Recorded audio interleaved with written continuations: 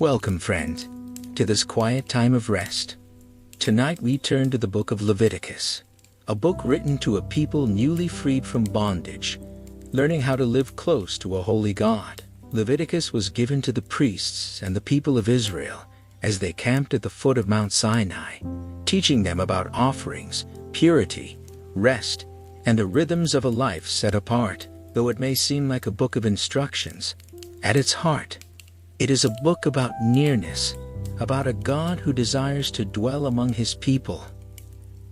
As you settle in, let your shoulders soften and your breathing slow.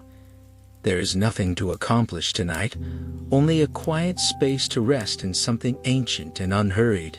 If you would like, feel free to share in the comments where you are listening from this evening. It is always a comfort to imagine so many hearts resting together across the world.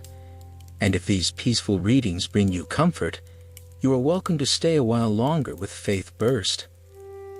Now, let us begin with a moment of prayer before we enter the reading.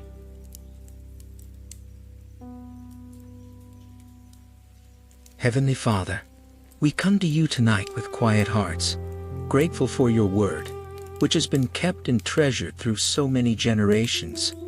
Thank you for the gift of Scripture, a lamp for our feet, even in the stillness of night. As we listen to the words of Leviticus, we ask for a spirit of peace and understanding, that we might sense the care you have always had for your people. Grant us wisdom to receive these ancient words gently, without worry or striving, only rest. Surround us with your protection through the night ahead, and quiet every anxious thought. Let our minds grow calm and our bodies grow heavy with peaceful sleep. We thank you for being a God who draws near even now, even here. We ask this in a spirit of trust and quiet hope. Amen.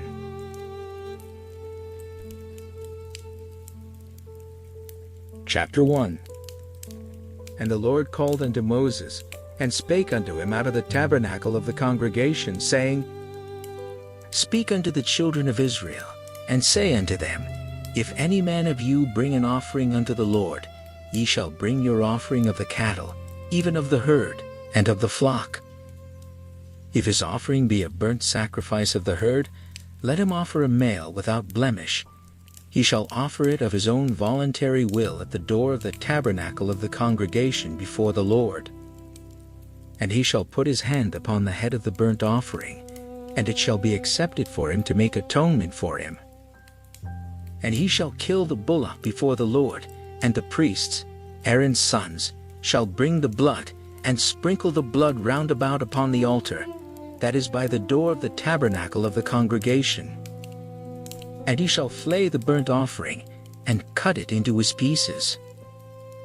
And the sons of Aaron the priest shall put fire upon the altar, and lay the wood in order upon the fire.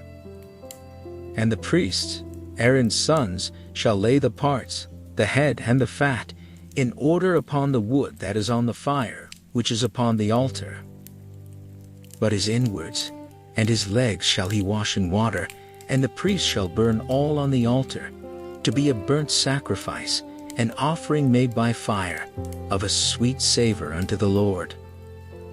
And if his offering be of the flocks, namely, of the sheep, or of the goats, for a burnt sacrifice, he shall bring it a male without blemish. And he shall kill it on the side of the altar northward before the Lord, and the priests, Aaron's sons, shall sprinkle his blood round about upon the altar. And he shall cut it into his pieces, with his head and his fat, and the priest shall lay them in order on the wood that is on the fire, which is upon the altar. But he shall wash the inwards and the legs with water, and the priest shall bring it all, and burn it upon the altar. It is a burnt sacrifice, an offering made by fire, of a sweet savor unto the Lord.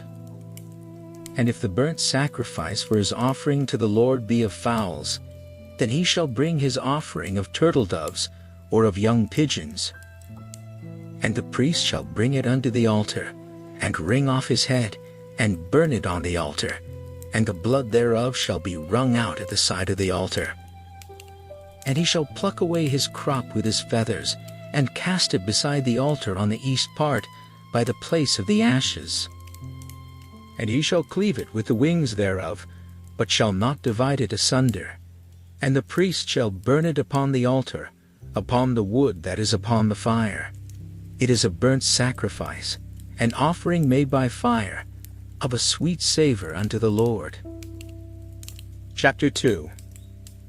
And when any will offer a meat offering unto the Lord, his offering shall be of fine flour, and he shall pour oil upon it, and put frankincense thereon. And he shall bring it to Aaron's sons the priests, and he shall take thereout his handful of the flour thereof, and of the oil thereof, with all the frankincense thereof. And the priest shall burn the memorial of it upon the altar, to be an offering made by fire, of a sweet savor unto the Lord. And the remnant of the meat offering shall be Aaron's and his sons'. It is a thing most holy of the offerings of the Lord made by fire. And if thou bring an oblation of a meat offering baken in the oven, it shall be unleavened cakes of fine flour mingled with oil, or unleavened wafers anointed with oil.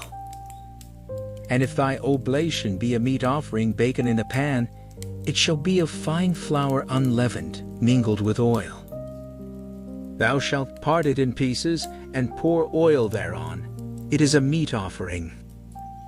And if thy oblation be a meat offering baken in the frying pan, it shall be made of fine flour with oil. And thou shalt bring the meat offering that is made of these things unto the Lord, and when it is presented unto the priest, he shall bring it unto the altar. And the priest shall take from the meat offering a memorial thereof, and shall burn it upon the altar. It is an offering made by fire, of a sweet savor unto the Lord.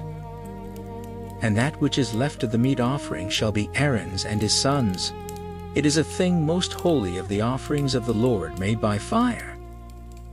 No meat offering which ye shall bring unto the Lord shall be made with leaven, for ye shall burn no leaven, nor any honey, in any offering of the Lord made by fire.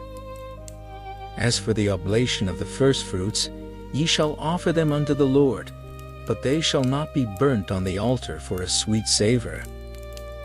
And every oblation of thy meat offering shalt thou season with salt. Neither shalt thou suffer the salt of the covenant of thy God to be lacking from thy meat offering. With all thine offerings thou shalt offer salt. And if thou offer a meat offering of thy firstfruits unto the Lord, thou shalt offer for the meat offering of thy firstfruits green ears of corn dried by the fire, even corn beaten out of full ears. And thou shalt put oil upon it, and lay frankincense thereon. It is a meat offering. And the priest shall burn the memorial of it, part of the beaten corn thereof, and part of the oil thereof, with all the frankincense thereof. It is an offering made by fire unto the Lord. Chapter 3. And if his oblation be a sacrifice of peace offering, if he offer it of the herd, whether it be a male or female, he shall offer it without blemish before the Lord. And he shall lay his hand upon the head of his offering, and kill it at the door of the tabernacle of the congregation. And Aaron's sons, the priests, shall sprinkle the blood upon the altar round about. And he shall offer of the sacrifice of the peace offering an offering made by fire unto the Lord, the fat that covereth the inwards, and all the fat that is upon the inwards, and the 2 kidneys, and the fat that is on them which is by the flanks, and the caul above the liver, with the kidneys, it shall he take away. And Aaron's sons shall burn it on the altar upon the burnt sacrifice, which is upon the wood that is on the fire. It is an offering made by fire, of a sweet savor unto the Lord. And if his offering for a sacrifice of peace offering unto the Lord be of the flock male or female, he shall offer it without blemish. If he offer a lamb for his offering, then shall he offer it before the Lord. And he shall lay his hand upon the head of his offering, and kill it before the tabernacle of the congregation, and Aaron's sons shall sprinkle the blood thereof round about upon the altar.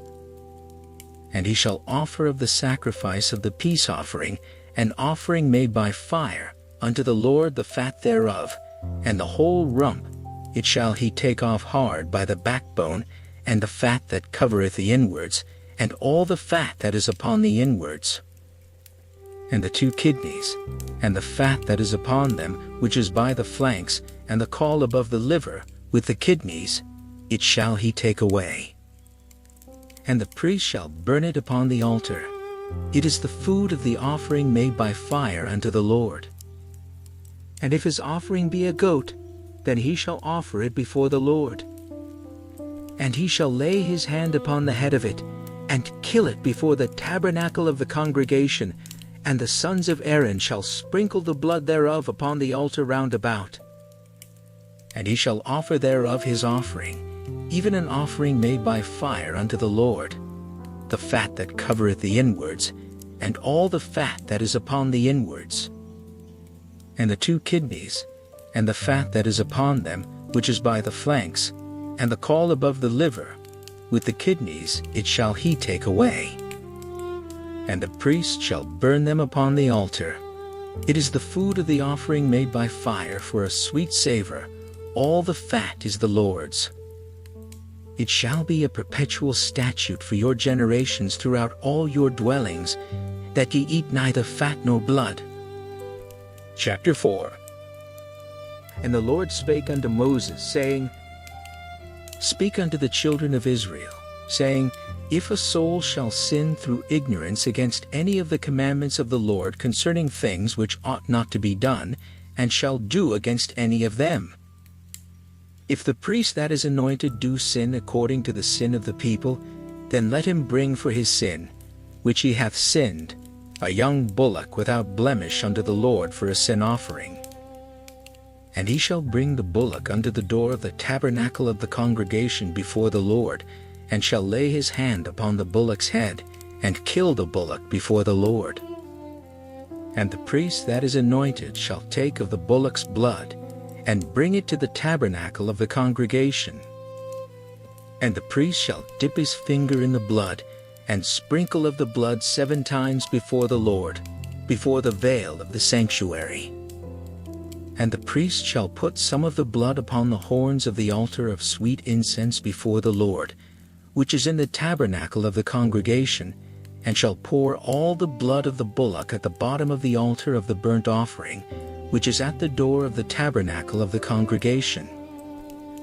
And he shall take off from it all the fat of the bullock for the sin offering, the fat that covereth the inwards, and all the fat that is upon the inwards, and the 2 kidneys, and the fat that is upon them, which is by the flanks, and the caul above the liver, with the kidneys, it shall he take away, as it was taken off from the bullock of the sacrifice of peace offerings, and the priest shall burn them upon the altar of the burnt offering. And the skin of the bullock, and all his flesh, with his head, and with his legs, and his inwards, and his dung, even the whole bullock shall he carry forth without the camp unto a clean place, where the ashes are poured out, and burn him on the wood with fire. Where the ashes are poured out, shall he be burnt. And if the whole congregation of Israel sin through ignorance, and the thing be hid from the eyes of the assembly, and they have done somewhat against any of the commandments of the Lord concerning things which should not be done, and are guilty, when the sin which they have sinned against it is known, then the congregation shall offer a young bullock for the sin, and bring him before the tabernacle of the congregation.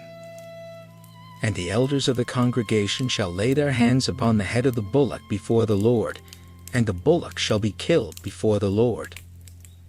And the priest that is anointed shall bring of the bullock's blood to the tabernacle of the congregation. And the priest shall dip his finger in some of the blood, and sprinkle it 7 times before the Lord, even before the veil. And he shall put some of the blood upon the horns of the altar which is before the Lord, that is in the tabernacle of the congregation, and shall pour out all the blood at the bottom of the altar of the burnt offering, which is at the door of the tabernacle of the congregation. And he shall take all his fat from him, and burn it upon the altar. And he shall do with the bullock as he did with the bullock for a sin offering, so shall he do with this. And the priest shall make an atonement for them, and it shall be forgiven them. And he shall carry forth the bullock without the camp, and burn him as he burned the first bullock. It is a sin offering for the congregation. When a ruler hath sinned, and done somewhat through ignorance against any of the commandments of the Lord his God concerning things which should not be done, and is guilty, or if his sin wherein he hath sinned come to his knowledge, he shall bring his offering, a kid of the goats, a male without blemish. And he shall lay his hand upon the head of the goat, and kill it in the place where they kill the burnt offering before the Lord. It is a sin offering. And the priest shall take of the blood of the sin offering with his finger, and put it upon the horns of the altar of burnt offering, and shall pour out his blood at the bottom of the altar of burnt offering. And he shall burn all his fat upon the altar, as the fat of the sacrifice of peace offerings, and the priest shall make an atonement for him as concerning his sin, and it shall be forgiven him. And if any one of the common people sin through ignorance, while he doeth somewhat against any of the commandments of the Lord concerning things which ought not to be done, and be guilty, or if his sin, which he hath sinned, come to his knowledge, then he shall bring his offering, a kid of the goats, a female without blemish, for his sin which he hath sinned. And he shall lay his hand upon the head of the sin offering, and slay the sin offering in the place of the burnt offering. And the priest shall take of the blood thereof with his finger, and put it upon the horns of the altar of burnt offering, and shall pour out all the blood thereof at the bottom of the altar. And he shall take away all the fat thereof, as the fat is taken away from off the sacrifice of peace offerings, and the priest shall burn it upon the altar for a sweet savor unto the Lord, and the priest shall make an atonement for him, and it shall be forgiven him. And if he bring a lamb for a sin offering, he shall bring it a female without blemish. And he shall lay his hand upon the head of the sin offering, and slay it for a sin offering in the place where they kill the burnt offering. And the priest shall take of the blood of the sin offering with his finger, and put it upon the horns of the altar of burnt offering, and shall pour out all the blood thereof at the bottom of the altar. And he shall take away all the fat thereof, as the fat of the lamb is taken away from the sacrifice of the peace offerings, and the priest shall burn them upon the altar, according to the offerings made by fire unto the Lord, and the priest shall make an atonement for his sin that he hath committed, and it shall be forgiven him. Chapter 5.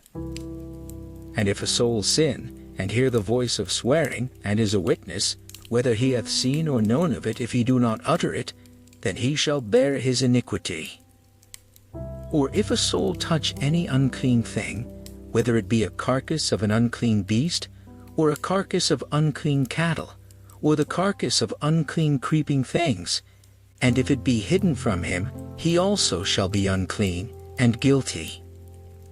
Or if he touch the uncleanness of man, whatsoever uncleanness it be, that a man shall be defiled withal, and it be hid from him when he knoweth of it, then he shall be guilty.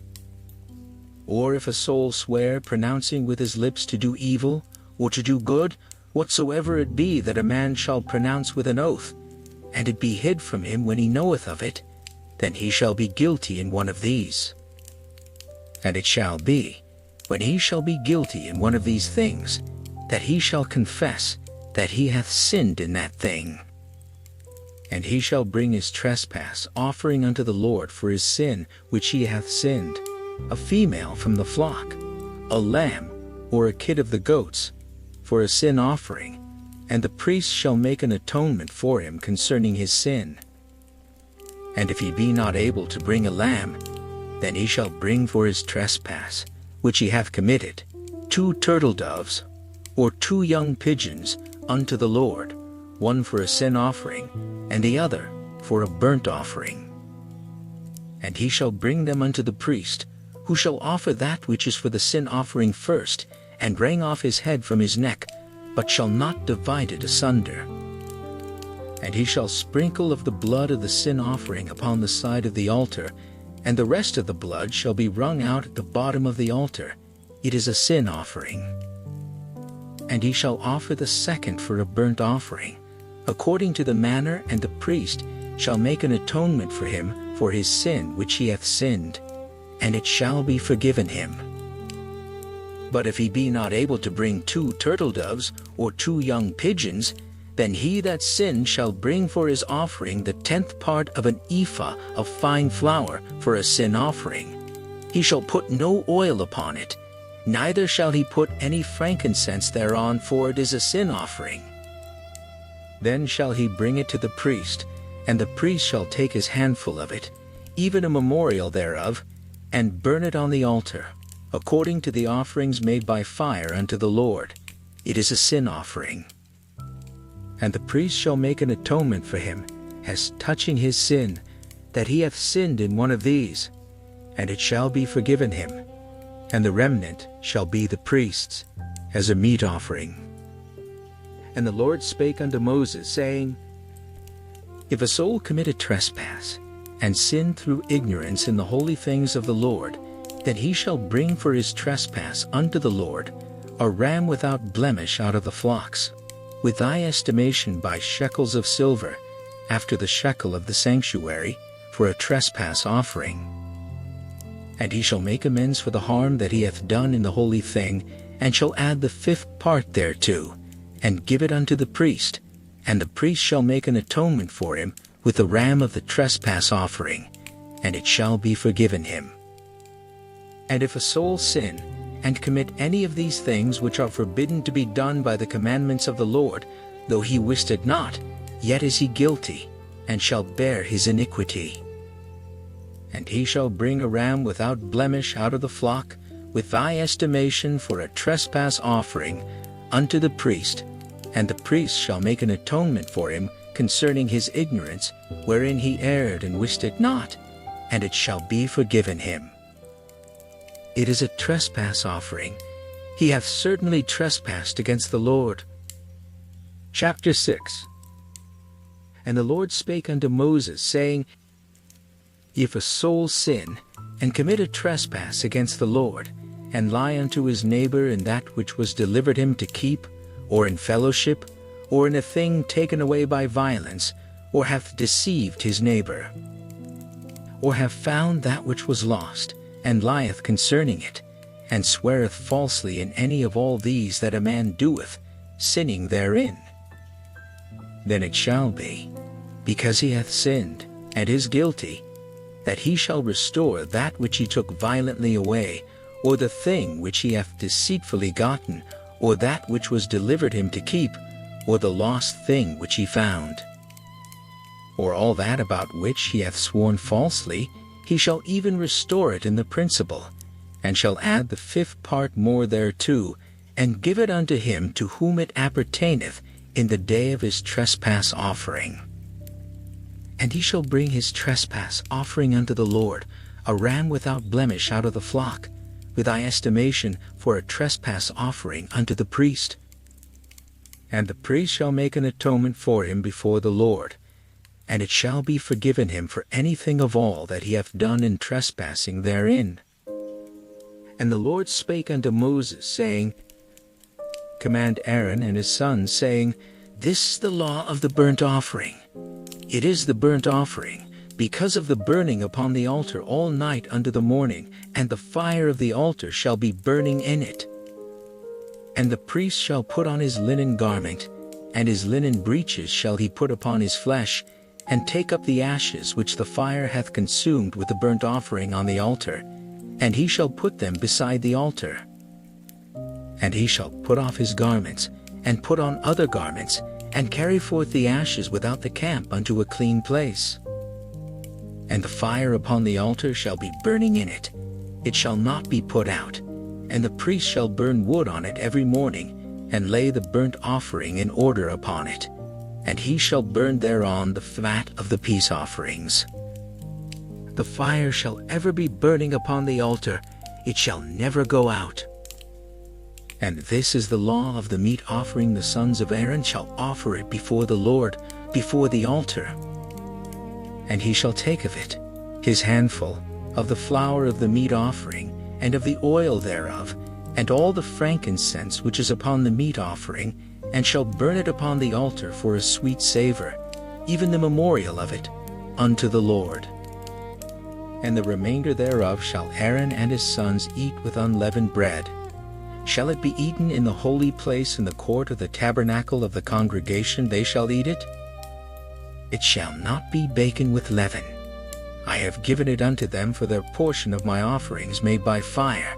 It is most holy, as is the sin offering, and as the trespass offering. All the males among the children of Aaron shall eat of it. It shall be a statute forever in your generations concerning the offerings of the Lord made by fire. Every one that toucheth them shall be holy. And the Lord spake unto Moses, saying, This is the offering of Aaron and of his sons, which they shall offer unto the Lord in the day when he is anointed, the 10th part of an ephah of fine flour for a meat offering perpetual, half of it in the morning, and half thereof at night. In a pan it shall be made with oil, and when it is baken, thou shalt bring it in.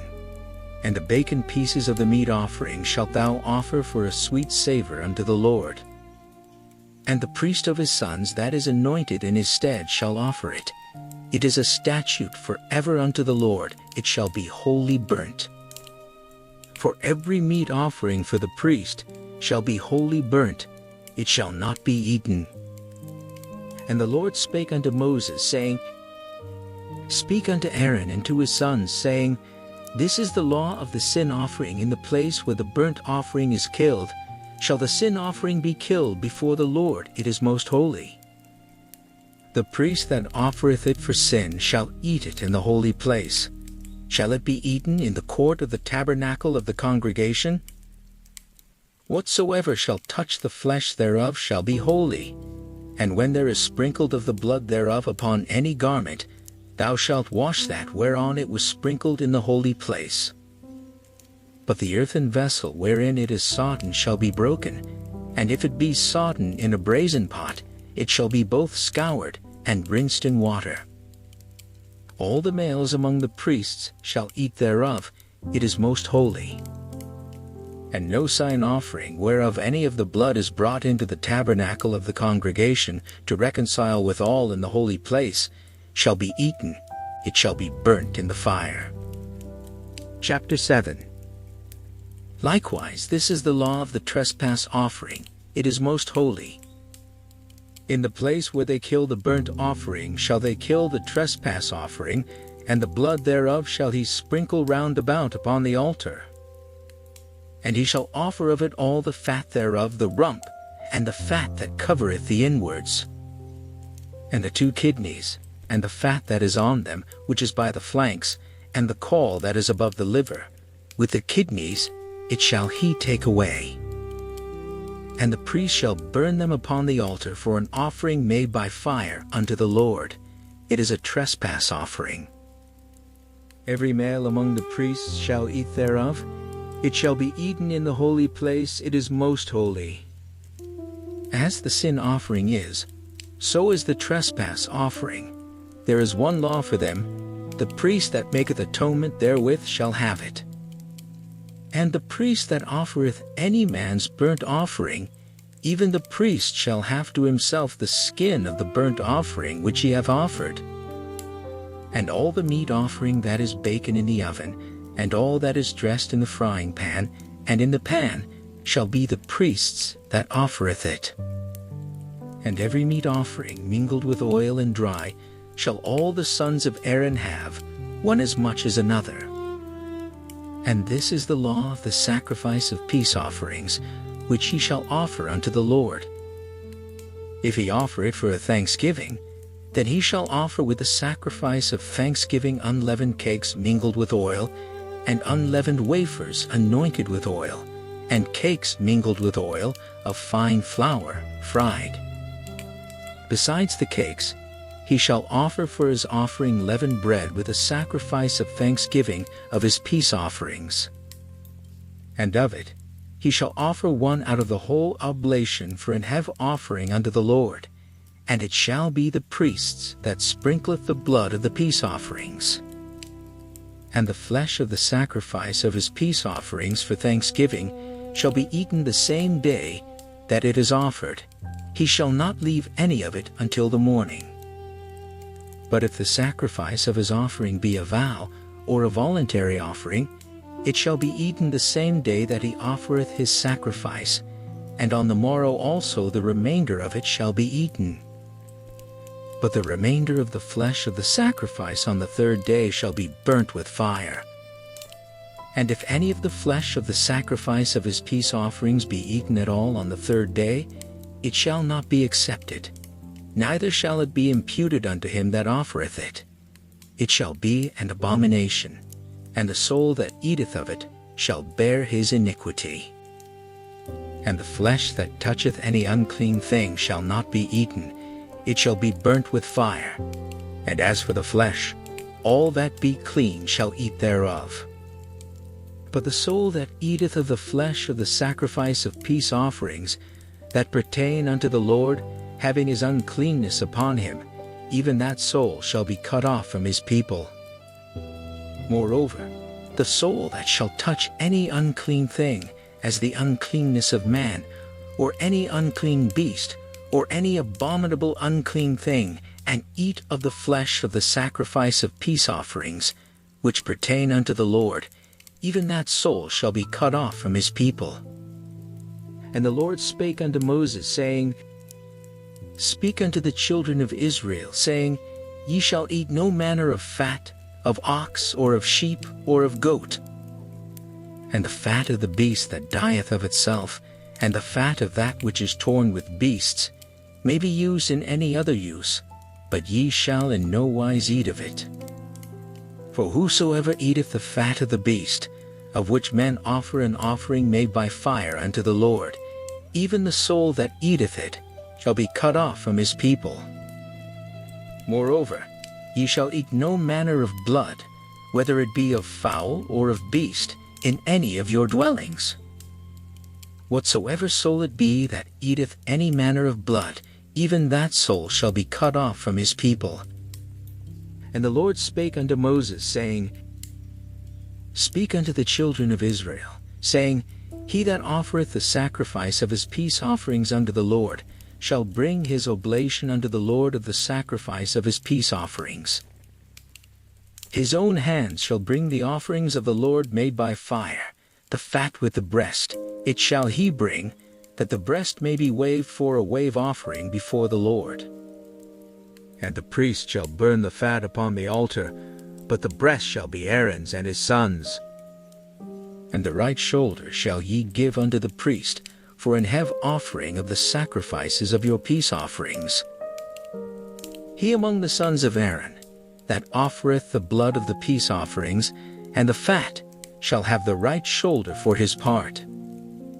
For the wave breast and the heave shoulder have I taken of the children of Israel from off the sacrifices of their peace offerings, and have given them unto Aaron the priest, and unto his sons by a statute forever, from among the children of Israel. This is the portion of the anointing of Aaron, and of the anointing of his sons, out of the offerings of the Lord made by fire, in the day when he presented them to minister unto the Lord in the priest's office, which the Lord commanded to be given them of the children of Israel, in the day that he anointed them, by a statute forever throughout their generations. This is the law of the burnt offering, of the meat offering, and of the sin offering, and of the trespass offering, and of the consecrations, and of the sacrifice of the peace offerings, which the Lord commanded Moses in Mount Sinai, in the day that he commanded the children of Israel to offer their oblations unto the Lord in the wilderness of Sinai. Chapter 8. And the Lord spake unto Moses, saying, Take Aaron and his sons with him, and the garments, and the anointing oil, and a bullock for the sin offering, and 2 rams, and a basket of unleavened bread. And gather thou all the congregation together unto the door of the tabernacle of the congregation.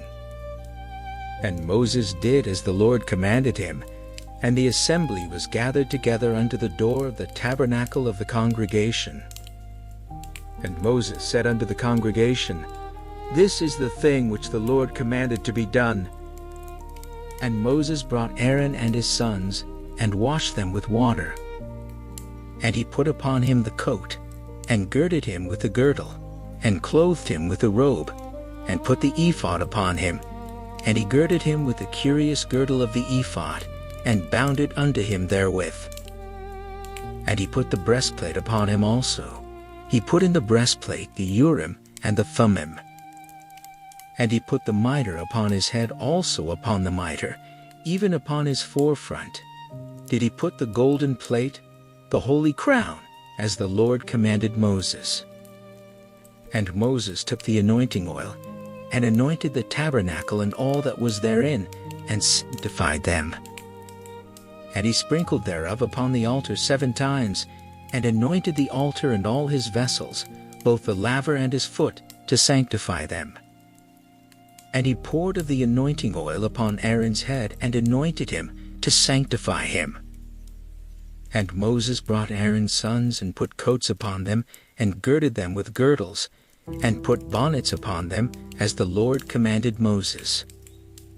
And he brought the bullock for the sin offering, and Aaron and his sons laid their hands upon the head of the bullock for the sin offering. And he slew it, and Moses took the blood, and put it upon the horns of the altar round about with his finger, and purified the altar, and poured the blood at the bottom of the altar, and sanctified it, to make reconciliation upon it.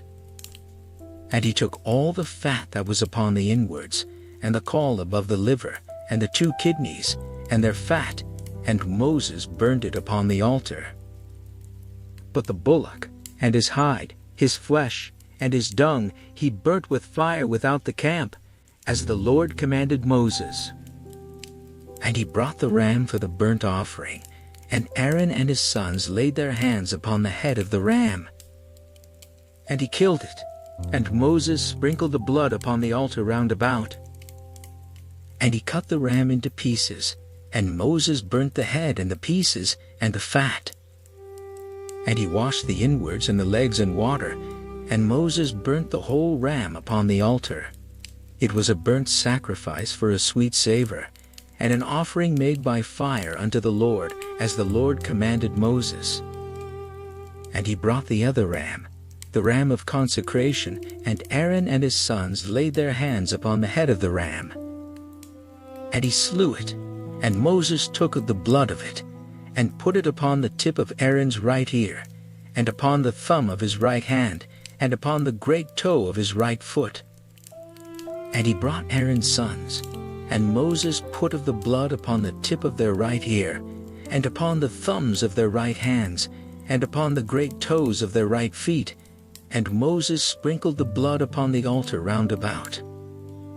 And he took the fat, and the rump, and all the fat that was upon the inwards, and the caul above the liver, and the 2 kidneys and their fat, and the right shoulder. And out of the basket of unleavened bread that was before the Lord, he took 1 unleavened cake, and a cake of oiled bread, and 1 wafer, and put them on the fat, and upon the right shoulder. And he put all upon Aaron's hands, and upon his sons' hands, and waved them for a wave offering before the Lord. And Moses took them from off their hands, and burnt them on the altar. Upon the burnt offering they were consecrations for a sweet savor. It is an offering made by fire unto the Lord. And Moses took the breast, and waved it for a wave offering before the Lord, for of the ram of consecration it was Moses' part, as the Lord commanded Moses. And Moses took of the anointing oil, and of the blood which was upon the altar, and sprinkled it upon Aaron, and upon his garments, and upon his sons, and upon his sons' garments with him, and sanctified Aaron, and his garments, and his sons' garments with him. And Moses said unto Aaron and to his sons, Boil the flesh at the door of the tabernacle of the congregation, and there eat it with the bread that is in the basket of consecrations, as I commanded, saying, Aaron and his sons shall eat it. And that which remaineth of the flesh and of the bread shall ye burn with fire. And ye shall not go out of the door of the tabernacle of the congregation in 7 days, until the days of your consecration be at an end. For 7 days shall he consecrate you. As he hath done this day, so the Lord hath commanded to do, to make an atonement for you. Therefore shall ye abide at the door of the tabernacle of the congregation day and night 7 days, and keep the charge of the Lord, that ye die not, for so I am commanded. So Aaron and his sons did all things which the Lord commanded by the hand of Moses. Chapter 9. And it came to pass on the 8th day, that Moses called Aaron and his sons, and the elders of Israel. And he said unto Aaron, Take thee a young calf for a sin offering, and a ram for a burnt offering without blemish, and offer them before the Lord. And unto the children of Israel thou shalt speak, saying, Take ye a kid of the goats for a sin offering, and a calf and a lamb, both of the first year, without blemish, for a burnt offering. Also a bullock and a ram for peace offerings, to sacrifice before the Lord, and a meat offering mingled with oil, for today the Lord will appear unto you. And they brought that which Moses commanded before the tabernacle of the congregation, and all the congregation drew near and stood before the Lord. And Moses said, This is the thing which the Lord commanded that ye should do, and the glory of the Lord shall appear unto you. And Moses said unto Aaron, Go unto the altar, and offer thy sin offering, and thy burnt offering, and make an atonement for thyself, and for the people, and offer the offering of the people, and make an atonement for them, as the Lord commanded. Aaron therefore went unto the altar, and slew the calf of the sin offering, which was for himself. And the sons of Aaron brought the blood unto him, and he dipped his finger in the blood, and put it upon the horns of the altar, and poured out the blood at the bottom of the altar. But the fat, and the kidneys, and the caul above the liver of the sin offering, he burnt upon the altar, as the Lord commanded Moses. And the flesh and the hide he burnt with fire without the camp. And he slew the burnt offering, and Aaron's sons presented unto him the blood which he sprinkled round about upon the altar. And they presented the burnt offering unto him, with the pieces thereof, and the head, and he burnt them upon the altar. And he did wash the inwards and the legs, and burnt them upon the burnt offering on the altar. And he brought the people's offering, and took the goat, which was the sin offering for the people, and slew it, and offered it for sin, as the first. And he brought the burnt offering, and offered it according to the manner. And he brought the meat offering, and took an handful thereof, and burnt it upon the altar, beside the burnt sacrifice of the morning. He slew also the bullock and the ram for a sacrifice of peace offerings, which was for the people, and Aaron's sons presented unto him the blood, which he sprinkled upon the altar round about. And the fat of the bullock and of the ram, the rump, and that which covereth the inwards, and the kidneys, and the caul above the liver. And they put the fat upon the breasts, and he burnt the fat upon the altar. And the breasts and the right shoulder Aaron waved for a wave offering before the Lord, as Moses commanded. And Aaron lifted up his hand toward the people, and blessed them, and came down from offering of the sin offering, and the burnt offering, and peace offerings. And Moses and Aaron went into the tabernacle of the congregation, and came out and blessed the people, and the glory of the Lord appeared unto all the people. And there came a fire out from before the Lord, and consumed upon the altar the burnt offering and the fat, which when all the people saw, they shouted, and fell on their faces. Chapter 10. And Nadab and Abihu, the sons of Aaron, took either of them his censer, and put fire therein, and put incense thereon, and offered strange fire before the Lord, which he commanded them not. And there went out fire from the Lord, and devoured them, and they died before the Lord. Then Moses said unto Aaron, This is it that the Lord spake, saying, I will be sanctified in them that come nigh me, and before all the people I will be glorified. And Aaron held his peace. And Moses called Mishael and Elzaphan, the sons of Uzziel the uncle of Aaron, and said unto them, Come near, carry your brethren from before the sanctuary out of the camp. So they went near, and carried them in their coats out of the camp, as Moses had said. And Moses said unto Aaron, and unto Eleazar, and unto Ithamar his sons, Uncover not your heads, neither rend your clothes, lest ye die, and lest wrath come upon all the people, but let your brethren, the whole house of Israel, bewail the burning which the Lord hath kindled. And ye shall not go out from the door of the tabernacle of the congregation, lest ye die, for the anointing oil of the Lord is upon you. And they did, according to the word of Moses. And the Lord spake unto Aaron, saying, Do not drink wine nor strong drink, thou nor thy sons with thee, when ye go into the tabernacle of the congregation, lest ye die. It shall be a statute forever throughout your generations. And that ye may put difference between holy and unholy, and between unclean and clean. And that ye may teach the children of Israel all the statutes which the Lord hath spoken unto them by the hand of Moses. And Moses spake unto Aaron, and unto Eleazar, and unto Ithamar his sons that were left, Take the meat offering that remaineth of the offerings of the Lord made by fire, and eat it without leaven beside the altar, for it is most holy. And ye shall eat it in the holy place, because it is thy due, and thy son's due, of the sacrifices of the Lord made by fire, for so I am commanded. And the wave breast and heave shoulder shall ye eat in a clean place, thou and thy sons, and thy daughters with thee, for they be thy due, and thy son's due, which are given out of the sacrifices of peace offerings of the children of Israel. The heave shoulder and the wave breast shall they bring with the offerings made by fire of the fat, to wave it for a wave offering before the Lord, and it shall be thine, and thy sons with thee, by a statute forever, as the Lord hath commanded. And Moses diligently sought the goat of the sin offering, and behold, it was burnt, and he was angry with Eleazar and Ithamar, the sons of Aaron, which were left alive, saying, Wherefore have ye not eaten the sin offering in the holy place, seeing it is most holy, and God hath given it you to bear the iniquity of the congregation, to make atonement for them before the Lord? Behold, the blood of it was not brought in within the holy place. Ye should indeed have eaten it in the holy place, as I commanded.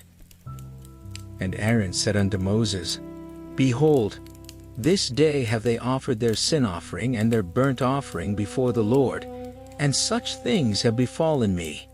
And if I had eaten the sin offering today, should it have been accepted in the sight of the Lord? And when Moses heard that, he was content. Chapter 11. And the Lord spake unto Moses and to Aaron, saying unto them, Speak unto the children of Israel, saying, These are the beasts which ye shall eat among all the beasts that are on the earth. Whatsoever parteth the hoof, and is cloven-footed, and cheweth the cud among the beasts, that shall ye eat. Nevertheless, these shall ye not eat of them that chew the cud, or of them that divide the hoof as the camel, because he cheweth the cud, but divideth not the hoof, he is unclean unto you. And the coney, because he cheweth the cud, but divideth not the hoof, he is unclean unto you. And the hare, because he cheweth the cud, but divideth not the hoof, he is unclean unto you. And the swine, though he divide the hoof, and be cloven-footed, yet he cheweth not the cud, he is unclean to you. Of their flesh shall ye not eat, and their carcass shall ye not touch, they are unclean to you. These shall ye eat of all that are in the waters, whatsoever hath fins and scales in the waters, in the seas, and in the rivers, them shall ye eat. and all that have not fins and scales in the seas and in the rivers, of all that move in the waters, and of any living thing which is in the waters, they shall be an abomination unto you. They shall be even an abomination unto you. Ye shall not eat of their flesh, but ye shall have their carcasses in abomination. Whatsoever hath no fins nor scales in the waters, that shall be an abomination unto you. And these are they which ye shall have an abomination among the fowls. They shall not be eaten. They are an abomination: the eagle, and the ossifrage, and the osprey, and the vulture, and the kite after his kind, every raven after his kind, and the owl, and the nighthawk, and the cuckoo, and the hawk after his kind, and the little owl, and the cormorant, and the great owl, and the swan, and the pelican, and the gier eagle, and the stork, the heron after her kind, and the lapwing, and the bat. All fowls that creep, going upon all four, shall be an abomination unto you. Yet these may ye eat of every flying creeping thing that goeth upon all four, which have legs above their feet, to leap withal upon the earth. Even these of them ye may eat: the locust after his kind, and the bald locust after his kind, and the beetle after his kind, and the grasshopper after his kind. But all other flying creeping things which have 4 feet shall be an abomination unto you. And for these ye shall be unclean. Whosoever toucheth the carcass of them shall be unclean until the even. And whosoever beareth aught of the carcass of them shall wash his clothes, and be unclean until the even. The carcasses of every beast which divideth the hoof, and is not cloven-footed, nor cheweth the cud, are unclean unto you. Every one that toucheth them shall be unclean. And whatsoever goeth upon his paws, among all manner of beasts that go on all four, those are unclean unto you. Whoso toucheth their carcass shall be unclean until the even. And he that beareth the carcass of them shall wash his clothes, and be unclean until the even. They are unclean unto you. These also shall be unclean unto you among the creeping things that creep upon the earth: the weasel, and the mouse, and the tortoise after his kind, and the ferret, and the chameleon, and the lizard, and the snail, and the mole. These are unclean to you among all that creep. Whosoever doth touch them when they be dead shall be unclean until the even. And upon whatsoever any of them, when they are dead, doth fall, it shall be unclean, whether it be any vessel of wood, or raiment, or skin, or sack, whatsoever vessel it be, wherein any work is done, it must be put into water, and it shall be unclean until the even. So it shall be cleansed. And every earthen vessel, whereinto any of them falleth, whatsoever is in it shall be unclean, and ye shall break it. Of all meat which may be eaten, that on which such water cometh shall be unclean, and all drink that may be drunk, in every such vessel shall be unclean. And everything whereupon any part of their carcass falleth shall be unclean, whether it be oven, or ranges for pots, they shall be broken down, for they are unclean, and shall be unclean unto you. Nevertheless, a fountain or pit, wherein there is plenty of water, shall be clean, but that which toucheth their carcass shall be unclean. And if any part of their carcass fall upon any sowing seed which is to be sown, it shall be clean. But if any water be put upon the seed, and any part of their carcass fall thereon, it shall be unclean unto you. And if any beast of which ye may eat die, he that toucheth the carcass thereof shall be unclean until the even. And he that eateth of the carcass of it shall wash his clothes, and be unclean until the even. He also that beareth the carcass of it shall wash his clothes, and be unclean until the even. And every creeping thing that creepeth upon the earth shall be an abomination: it shall not be eaten. Whatsoever goeth upon the belly, And whatsoever goeth upon all four, or whatsoever hath more feet among all creeping things that creep upon the earth, them ye shall not eat, for they are an abomination. Ye shall not make yourselves abominable with any creeping thing that creepeth, neither shall ye make yourselves unclean with them, that ye should be defiled thereby. For I am the Lord your God. Ye shall therefore sanctify yourselves, and ye shall be holy, for I am holy. Neither shall ye defile yourselves with any manner of creeping thing that creepeth upon the earth. For I am the Lord that bringeth you up out of the land of Egypt, to be your God. Ye shall therefore be holy, for I am holy. This is the law of the beasts, and of the fowl, and of every living creature that moveth in the waters, and of every creature that creepeth upon the earth, to make a difference between the unclean and the clean, and between the beast that may be eaten, and the beast that may not be eaten. Chapter 12.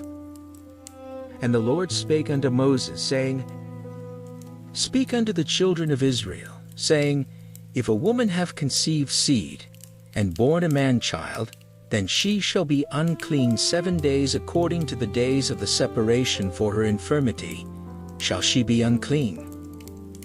And in the 8th day the flesh of his foreskin shall be circumcised, and she shall then continue in the blood of her purifying 33 days. She shall touch no hallowed thing, nor come into the sanctuary, until the days of her purifying be fulfilled. But if she bear a maid child, then she shall be unclean 2 weeks, as in her separation, and she shall continue in the blood of her purifying 66 days. And when the days of her purifying are fulfilled, for a son or for a daughter, she shall bring a lamb of the first year for a burnt offering, and a young pigeon, or a turtle dove, for a sin offering, unto the door of the tabernacle of the congregation, unto the priest, who shall offer it before the Lord, and make an atonement for her, and she shall be cleansed from the issue of her blood. This is the law for her, that hath borne a male or a female. And if she be not able to bring a lamb, then she shall bring 2 turtles, or 2 young pigeons, the one for the burnt offering, and the other for a sin offering, and the priest shall make an atonement for her, and she shall be clean. Chapter 13. And the Lord spake unto Moses and Aaron, saying, When a man shall have in the skin of his flesh arising a scab or bright spot, and it be in the skin of his flesh like the plague of leprosy, then he shall be brought unto Aaron the priest, or unto one of his sons the priests. And the priest shall look on the plague in the skin of the flesh. And when the hair in the plague is turned white, and the plague in sight be deeper than the skin of his flesh, it is a plague of leprosy, and the priest shall look on him, and pronounce him unclean. If the bright spot be white in the skin of his flesh, and in sight be not deeper than the skin, and the hair thereof be not turned white, then the priest shall shut up him that hath the plague 7 days. And the priest shall look on him the 7th day, and behold, if the plague in his sight be at a stay, and the plague spread not in the skin, then the priest shall shut him up 7 days more. And the priest shall look on him again the 7th day, and behold, if the plague be somewhat dark, and the plague spread not in the skin, the priest shall pronounce him clean. It is but a scab, and he shall wash his clothes and be clean. But if the scab spread much abroad in the skin, after that he hath been seen of the priest for his cleansing, he shall be seen of the priest again. And if the priest see that, behold, the scab spreadeth in the skin, then the priest shall pronounce him unclean. It is a leprosy. When the plague of leprosy is in a man, then he shall be brought unto the priest. And the priest shall see him, and behold, if the rising be white in the skin, and it have turned the hair white, and there be quick raw flesh in the rising, it is an old leprosy in the skin of his flesh, and the priest shall pronounce him unclean, and shall not shut him up, for he is unclean. And if a leprosy break out abroad in the skin, and the leprosy cover all the skin of him that hath the plague from his head even to his foot, wheresoever the priest looketh, then the priest shall consider, and behold, if the leprosy have covered all his flesh, he shall pronounce him clean. That hath the plague, it is all turned white, he is clean. But when raw flesh appeareth in him, he shall be unclean.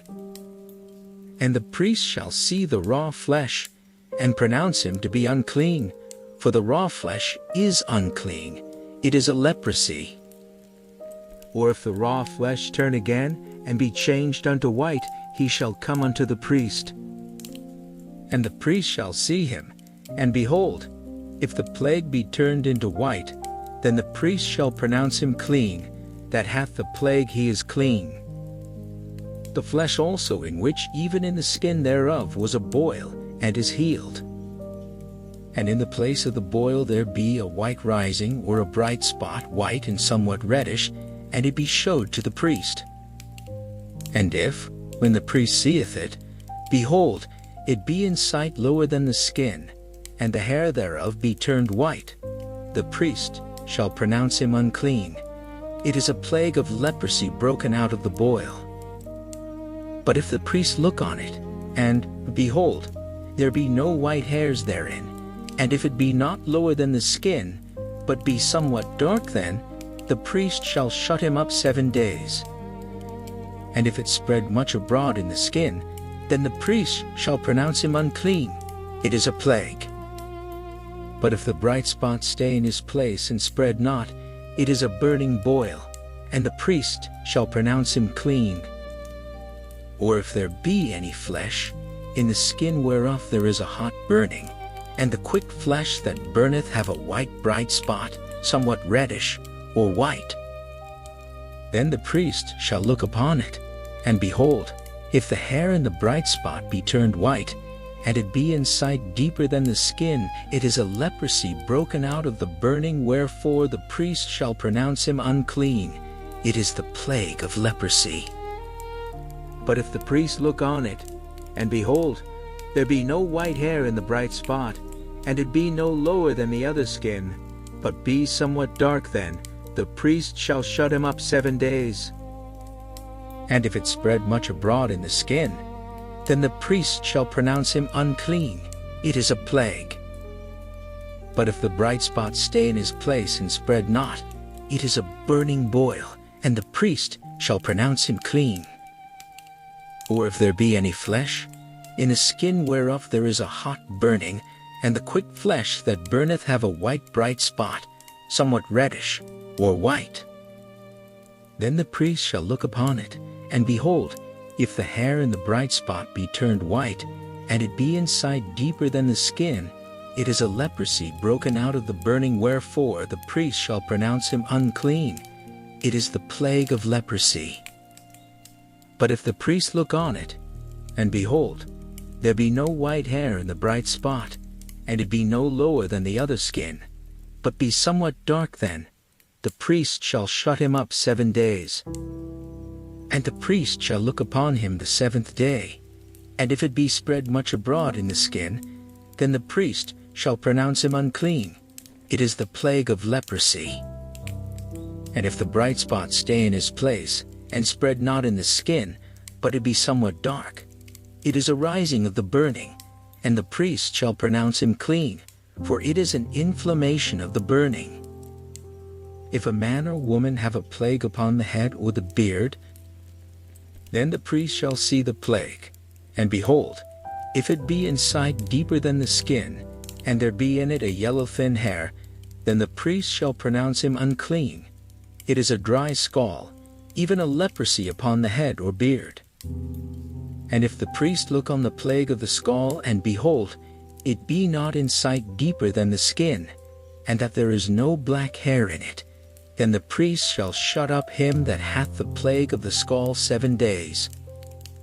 And in the 7th day the priest shall look on the plague, and behold, if the scall spread not, and there be in it no yellow hair, and the scall be not in sight deeper than the skin, he shall be shaven, but the scall shall he not shave. And the priest shall shut up him that hath the scall 7 days more. And in the 7th day the priest shall look on the scall, and behold, if the scall be not spread in the skin, nor be in sight deeper than the skin, then the priest shall pronounce him clean, and he shall wash his clothes, and be clean. But if the scall spread much in the skin after his cleansing, then the priest shall look on him, and behold, if the scall be spread in the skin, the priest shall not seek for yellow hair, he is unclean. But if the scall be in his sight at a stay, and that there is black hair grown up therein, the scall is healed, he is clean, and the priest shall pronounce him clean. If a man also or a woman have in the skin of their flesh bright spots, even white bright spots, then the priest shall look, and behold, if the bright spots in the skin of their flesh be darkish white, it is a freckled spot that groweth in the skin, he is clean. And the man whose hair is fallen off his head, he is bald, yet is he clean. And he that hath his hair fallen off from the part of his head toward his face, he is forehead bald, yet is he clean. And if there be in the bald head or bald forehead a white reddish sore, it is a leprosy sprung up in his bald head or his bald forehead. Then the priest shall look upon it, and behold, if the rising of the sore be white reddish in his bald head or in his bald forehead, as the leprosy appeareth in the skin of the flesh, he is a leprous man, he is unclean, the priest shall pronounce him utterly unclean, his plague is in his head. And the leper in whom the plague is, his clothes shall be rent, and his head bare, and he shall put a covering upon his upper lip, and shall cry, Unclean, unclean. All the days wherein the plague shall be in him, he shall be defiled, he is unclean, he shall dwell alone without the camp shall his habitation be. The garment also that the plague of leprosy is in, whether it be a woolen garment or a linen garment, whether it be in the warp or woof of linen or of woolen, whether in a skin or in anything made of skin. And if the plague be greenish or reddish in the garment, or in the skin, either in the warp or in the woof or in anything of skin, it is a plague of leprosy, and shall be showed unto the priest. And the priest shall look upon the plague, and shut up it that hath the plague 7 days.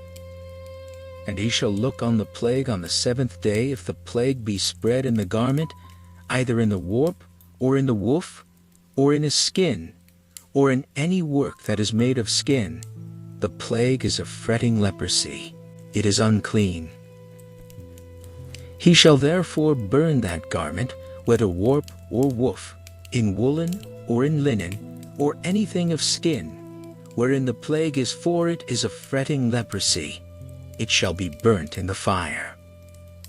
And if the priest shall look, and behold, the plague be not spread in the garment, either in the warp, or in the woof, or in anything of skin, then the priest shall command that they wash the thing wherein the plague is, and he shall shut it up 7 days more.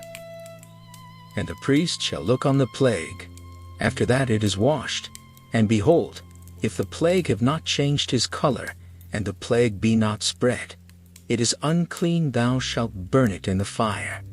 It is fret inward, whether it be bare within or without. And if the priest look, and behold, the plague be somewhat dark after the washing of it, then he shall rend it out of the garment, or out of the skin, or out of the warp, or out of the woof. And if it appear still in the garment, either in the warp, or in the woof, or in anything of skin, it is a spreading plague, thou shalt burn that wherein the plague is with fire. And the garment, either warp, or woof, or whatsoever thing of skin it be, which thou shalt wash, if the plague be departed from them, then it shall be washed the 2nd time, and shall be clean. This is the law of the plague of leprosy in a garment of woolen or linen, either in the warp, or woof, or anything of skins, to pronounce it clean, or to pronounce it unclean. Chapter 14. And the Lord spake unto Moses, saying, This shall be the law of the leper in the day of his cleansing. He shall be brought unto the priest. And the priest shall go forth out of the camp, and the priest shall look, and behold, if the plague of leprosy be healed in the leper. Then shall the priest command to take for him that is to be cleansed 2 birds alive and clean, and cedar wood, and scarlet, and hyssop. And the priest shall command that one of the birds be killed in an earthen vessel over running water. As for the living bird, he shall take it, and the cedar wood, and the scarlet, and the hyssop, and shall dip them and the living bird in the blood of the bird that was killed over the running water. And he shall sprinkle upon him that is to be cleansed from the leprosy 7 times, and shall pronounce him clean, and shall let the living bird loose into the open field. And he that is to be cleansed shall wash his clothes, and shave off all his hair, and wash himself in water, that he may be clean. And after that he shall come into the camp, and shall tarry abroad out of his tent 7 days. But it shall be on the 7th day, that he shall shave all his hair off his head, and his beard, and his eyebrows, even all his hair he shall shave off, and he shall wash his clothes. Also he shall wash his flesh in water, and he shall be clean.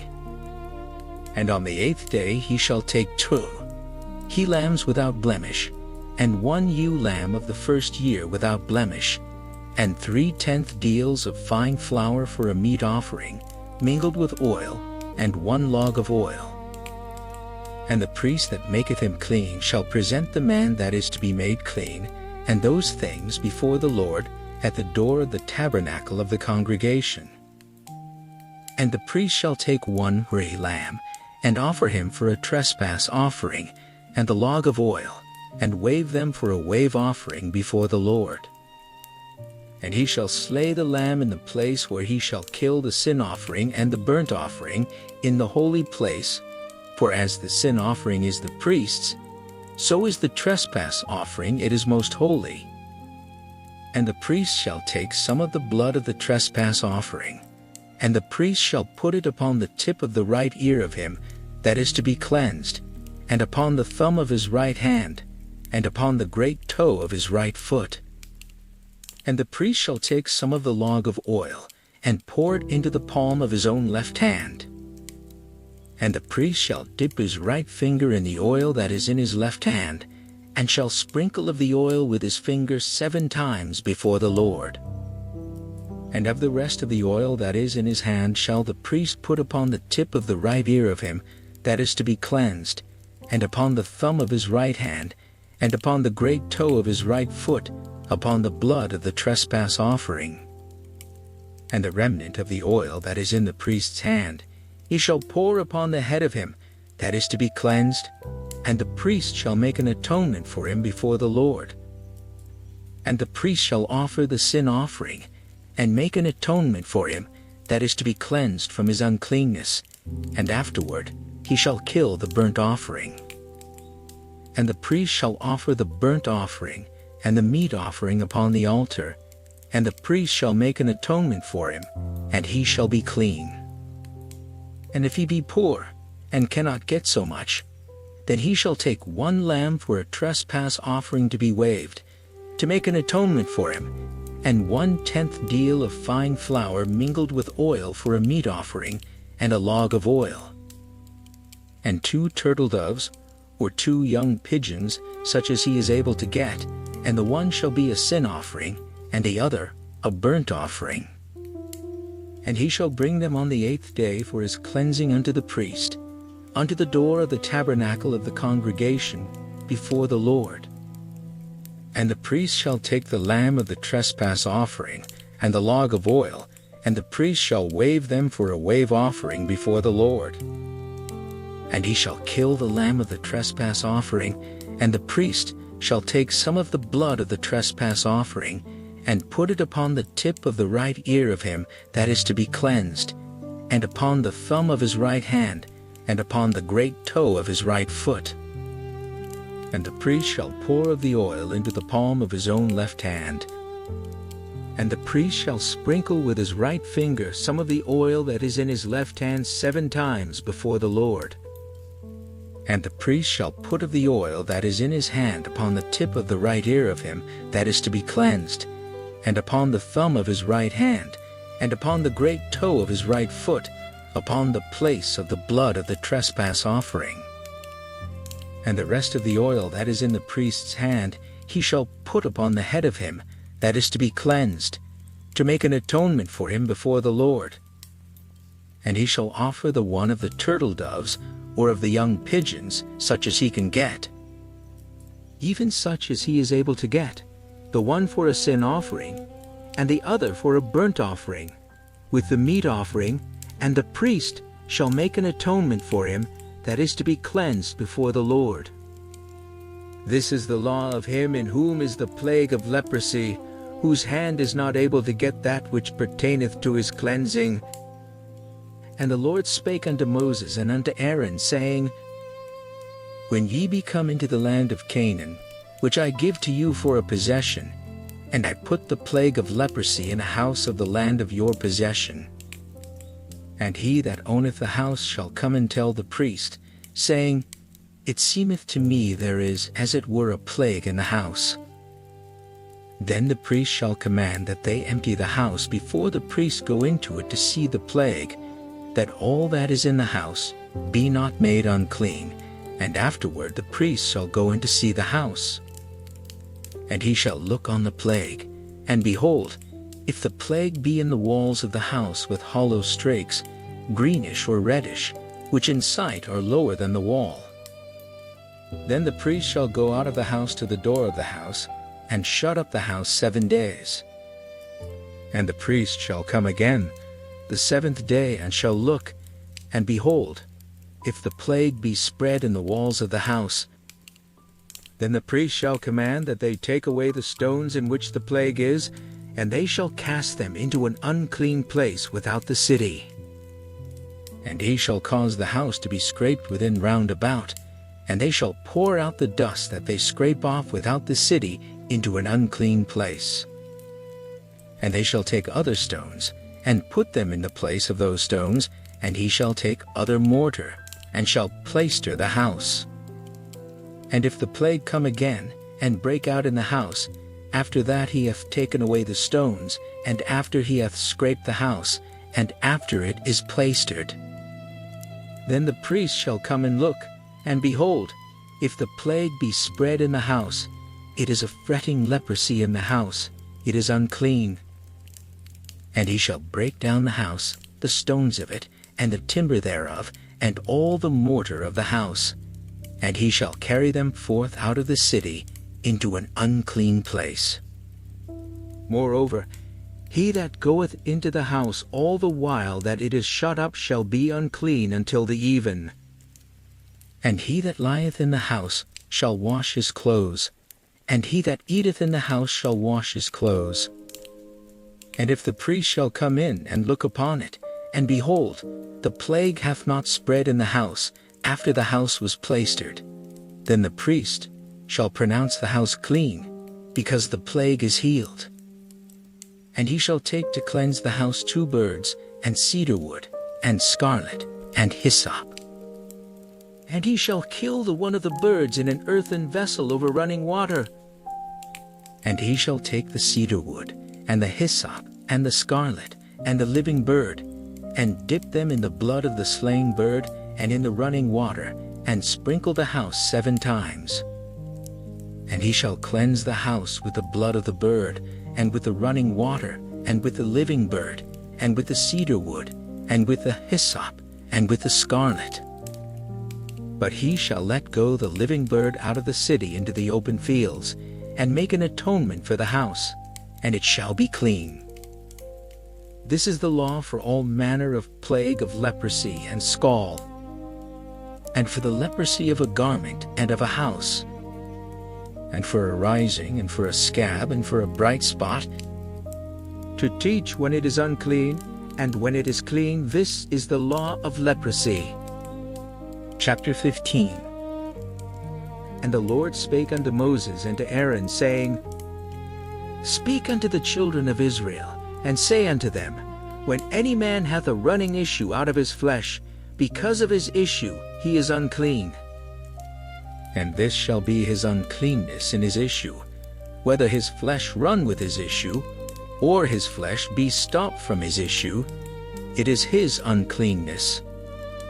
Every bed whereon he lieth that hath the issue is unclean, and everything whereon he sitteth shall be unclean. And whosoever toucheth his bed shall wash his clothes, and bathe himself in water, and be unclean until the even. And he that sitteth on anything whereon he sat, that hath the issue, shall wash his clothes, and bathe himself in water, and be unclean until the even. And he that toucheth the flesh of him that hath the issue shall wash his clothes, and bathe himself in water, and be unclean until the even. And if he that hath the issue spit upon him that is clean, then he shall wash his clothes, and bathe himself in water, and be unclean until the even. And what saddle soever he rideth upon that hath the issue shall be unclean.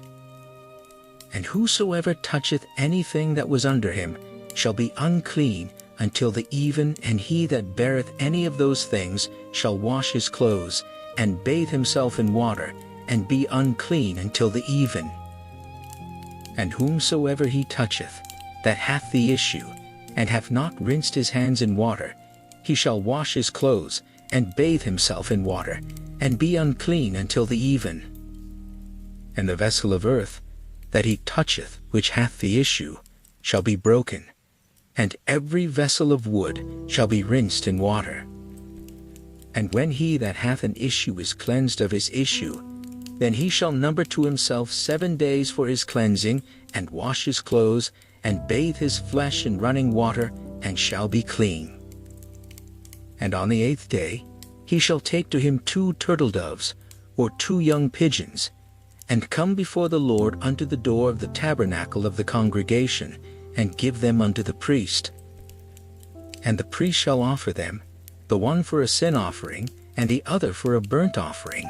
And the priest shall make an atonement for him before the Lord for his issue.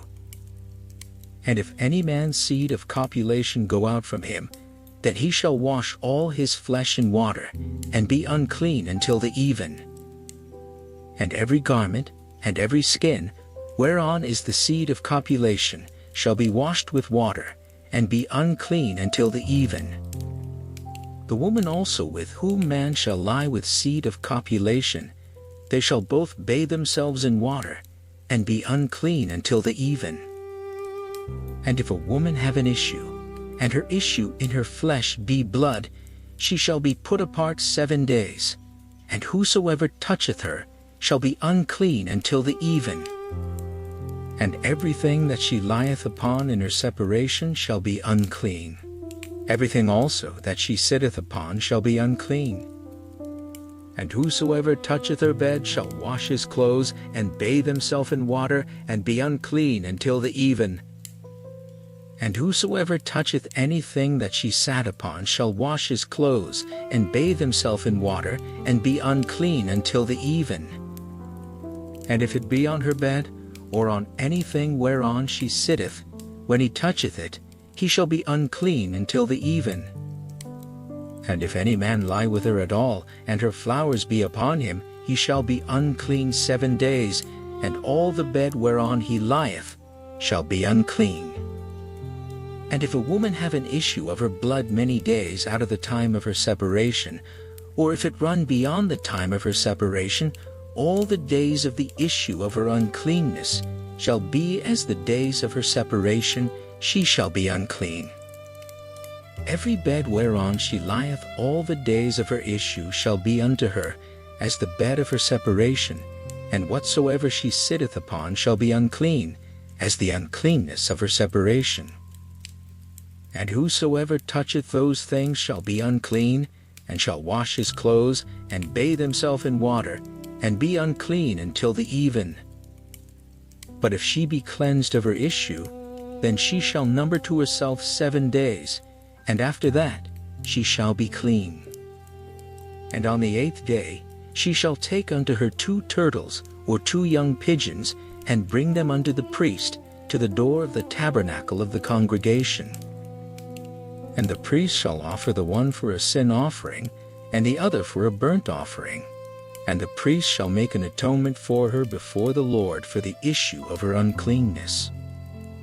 Thus shall ye separate the children of Israel from their uncleanness, that they die not in their uncleanness, when they defile my tabernacle that is among them.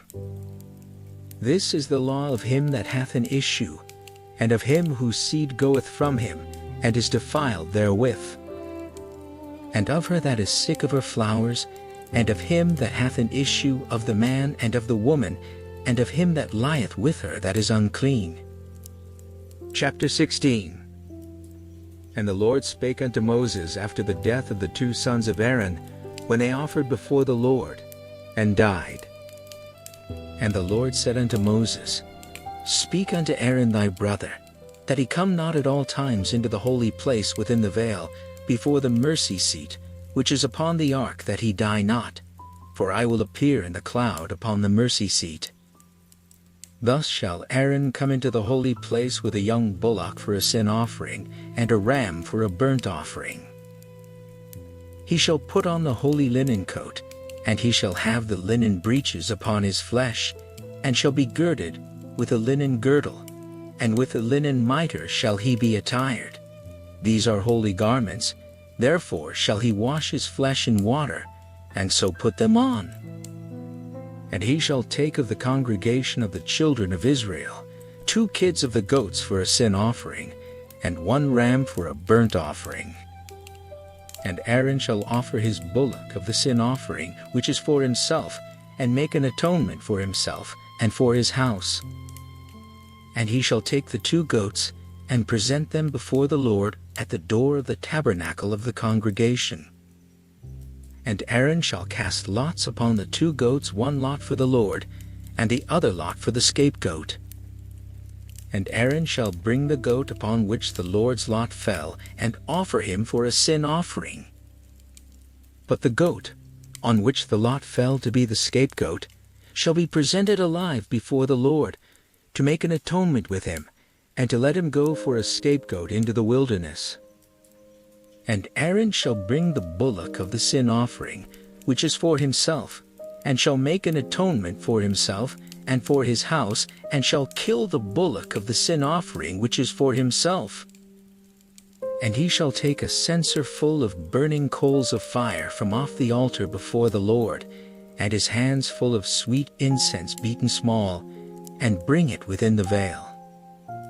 And he shall put the incense upon the fire before the Lord, that the cloud of the incense may cover the mercy seat that is upon the testimony, that he die not. And he shall take of the blood of the bullock, and sprinkle it with his finger upon the mercy seat eastward, and before the mercy seat shall he sprinkle of the blood with his finger 7 times.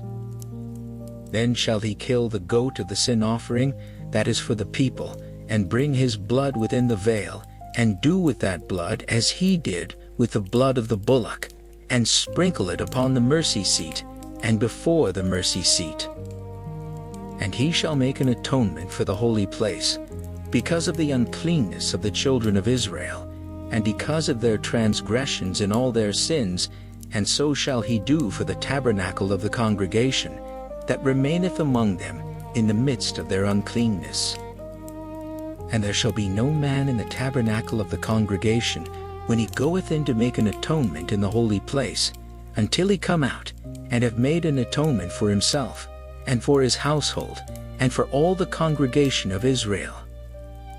And he shall go out unto the altar, that is before the Lord, and make an atonement for it, and shall take of the blood of the bullock, and of the blood of the goat, and put it upon the horns of the altar round about. And he shall sprinkle of the blood upon it with his finger 7 times, and cleanse it, and hallow it from the uncleanness of the children of Israel. And when he hath made an end of reconciling the holy place, and the tabernacle of the congregation, and the altar, he shall bring the live goat. And Aaron shall lay both his hands upon the head of the live goat, and confess over him all the iniquities of the children of Israel, and all their transgressions and all their sins, putting them upon the head of the goat, and shall send him away by the hand of a fit man into the wilderness.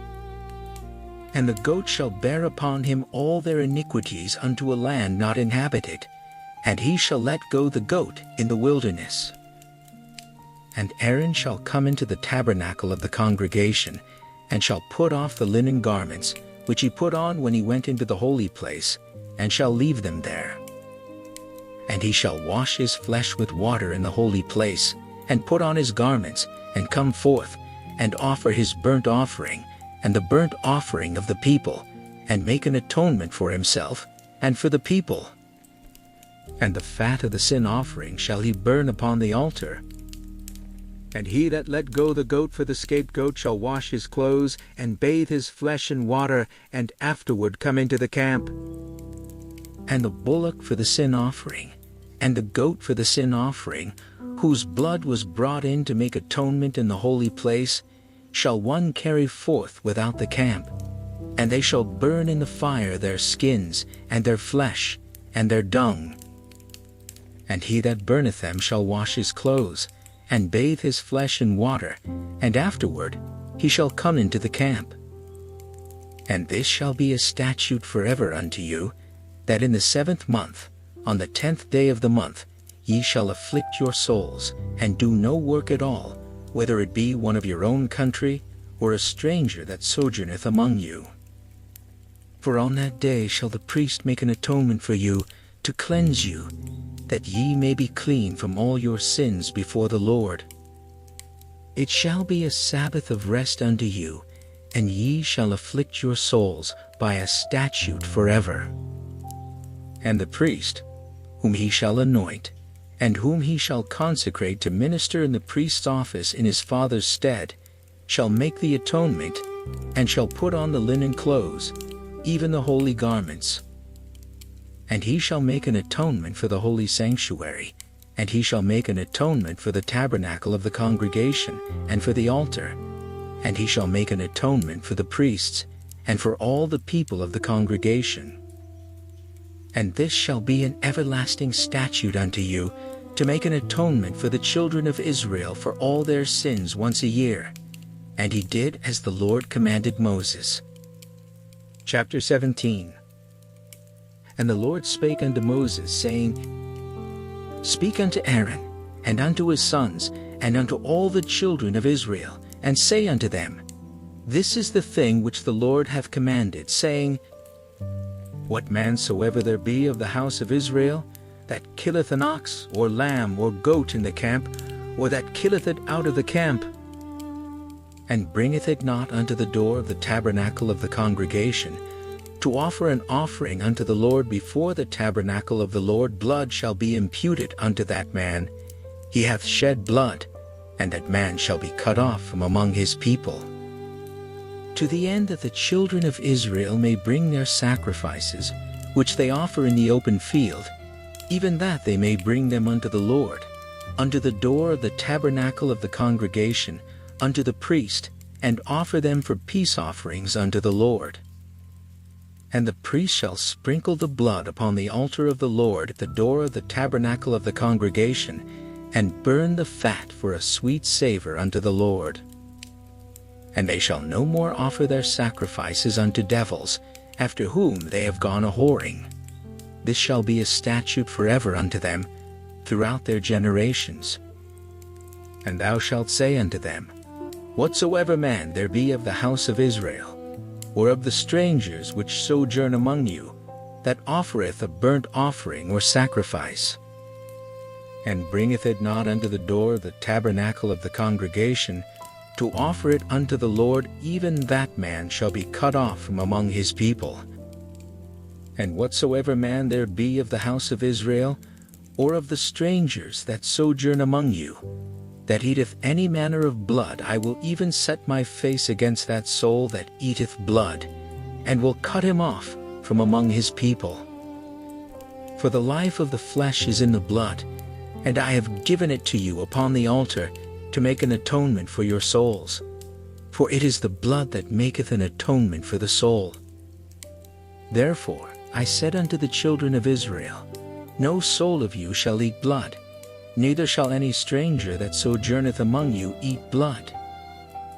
And whatsoever man there be of the children of Israel, or of the strangers that sojourn among you, which hunteth and catcheth any beast or fowl that may be eaten, he shall even pour out the blood thereof, and cover it with dust. For it is the life of all flesh, the blood of it is for the life thereof. Therefore I said unto the children of Israel, Ye shall eat the blood of no manner of flesh, for the life of all flesh is the blood thereof. Whosoever eateth it shall be cut off. And every soul that eateth that which died of itself, or that which was torn with beasts, whether it be one of your own country, or a stranger, he shall both wash his clothes, and bathe himself in water, and be unclean, until the even then shall he be clean. But if he wash them not, nor bathe his flesh, then he shall bear his iniquity. Chapter 18. And the Lord spake unto Moses, saying, Speak unto the children of Israel, and say unto them, I am the Lord your God. After the doings of the land of Egypt, wherein ye dwelt, shall ye not do, and after the doings of the land of Canaan, whither I bring you, shall ye not do, neither shall ye walk in their ordinances. Ye shall do my judgments and keep mine ordinances to walk therein. I am the Lord your God. Ye shall therefore keep my statutes, and my judgments, which if a man do, he shall live in them. I am the Lord. None of you shall approach to any that is near of kin to him, to uncover their nakedness. I am the Lord. The nakedness of thy father, or the nakedness of thy mother, shalt thou not uncover. She is thy mother. Thou shalt not uncover her nakedness. The nakedness of thy father's wife shalt thou not uncover it. It is thy father's nakedness. The nakedness of thy sister, the daughter of thy father, or daughter of thy mother, whether she be born at home or born abroad, even their nakedness thou shalt not uncover. The nakedness of thy son's daughter, or of thy daughter's daughter, even their nakedness thou shalt not uncover, for theirs is thine own nakedness. The nakedness of thy father's wife's daughter, begotten of thy father, she is thy sister. Thou shalt not uncover her nakedness. Thou shalt not uncover the nakedness of thy father's sister. She is thy father's near kinswoman. Thou shalt not uncover the nakedness of thy mother's sister, for she is thy mother's near kinswoman. Thou shalt not uncover the nakedness of thy father's brother. Thou shalt not approach to his wife. She is thine aunt. Thou shalt not uncover the nakedness of thy daughter-in-law. She is thy son's wife. Thou shalt not uncover her nakedness. Thou shalt not uncover the nakedness of thy brother's wife. It is thy brother's nakedness. Thou shalt not uncover the nakedness of a woman and her daughter. Neither shalt thou take her son's daughter, or her daughter's daughter, to uncover her nakedness, for they are her near kinswomen. It is wickedness. Neither shalt thou take a wife to her sister, to vex her, to uncover her nakedness beside the other in her lifetime. Also thou shalt not approach unto a woman to uncover her nakedness, as long as she is put apart for her uncleanness. Moreover, thou shalt not lie carnally with thy neighbor's wife, to defile thyself with her. And thou shalt not let any of thy seed pass through the fire to Moloch, neither shalt thou profane the name of thy God. I am the Lord. Thou shalt not lie with mankind, as with womankind, it is abomination. Neither shalt thou lie with any beast to defile thyself therewith. Neither shall any woman stand before a beast to lie down thereto, it is confusion. Defile not ye yourselves in any of these things, for in all these the nations are defiled, which I cast out before you. And the land is defiled, Therefore I do visit the iniquity thereof upon it, and the land itself vomiteth out her inhabitants. Ye shall therefore keep my statutes and my judgments, and shall not commit any of these abominations, neither any of your own nation, nor any stranger that sojourneth among you.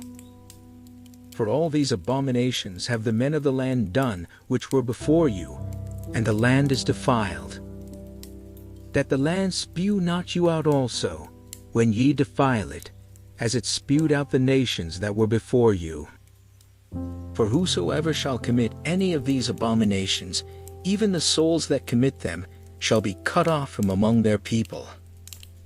Therefore shall ye keep mine ordinance, that ye commit not any one of these abominable customs which were committed before you, and that ye defile not yourselves therein. I am the Lord your God. Chapter 19. And the Lord spake unto Moses, saying, Speak unto all the congregation of the children of Israel, and say unto them, Ye shall be holy, for I the Lord your God am holy.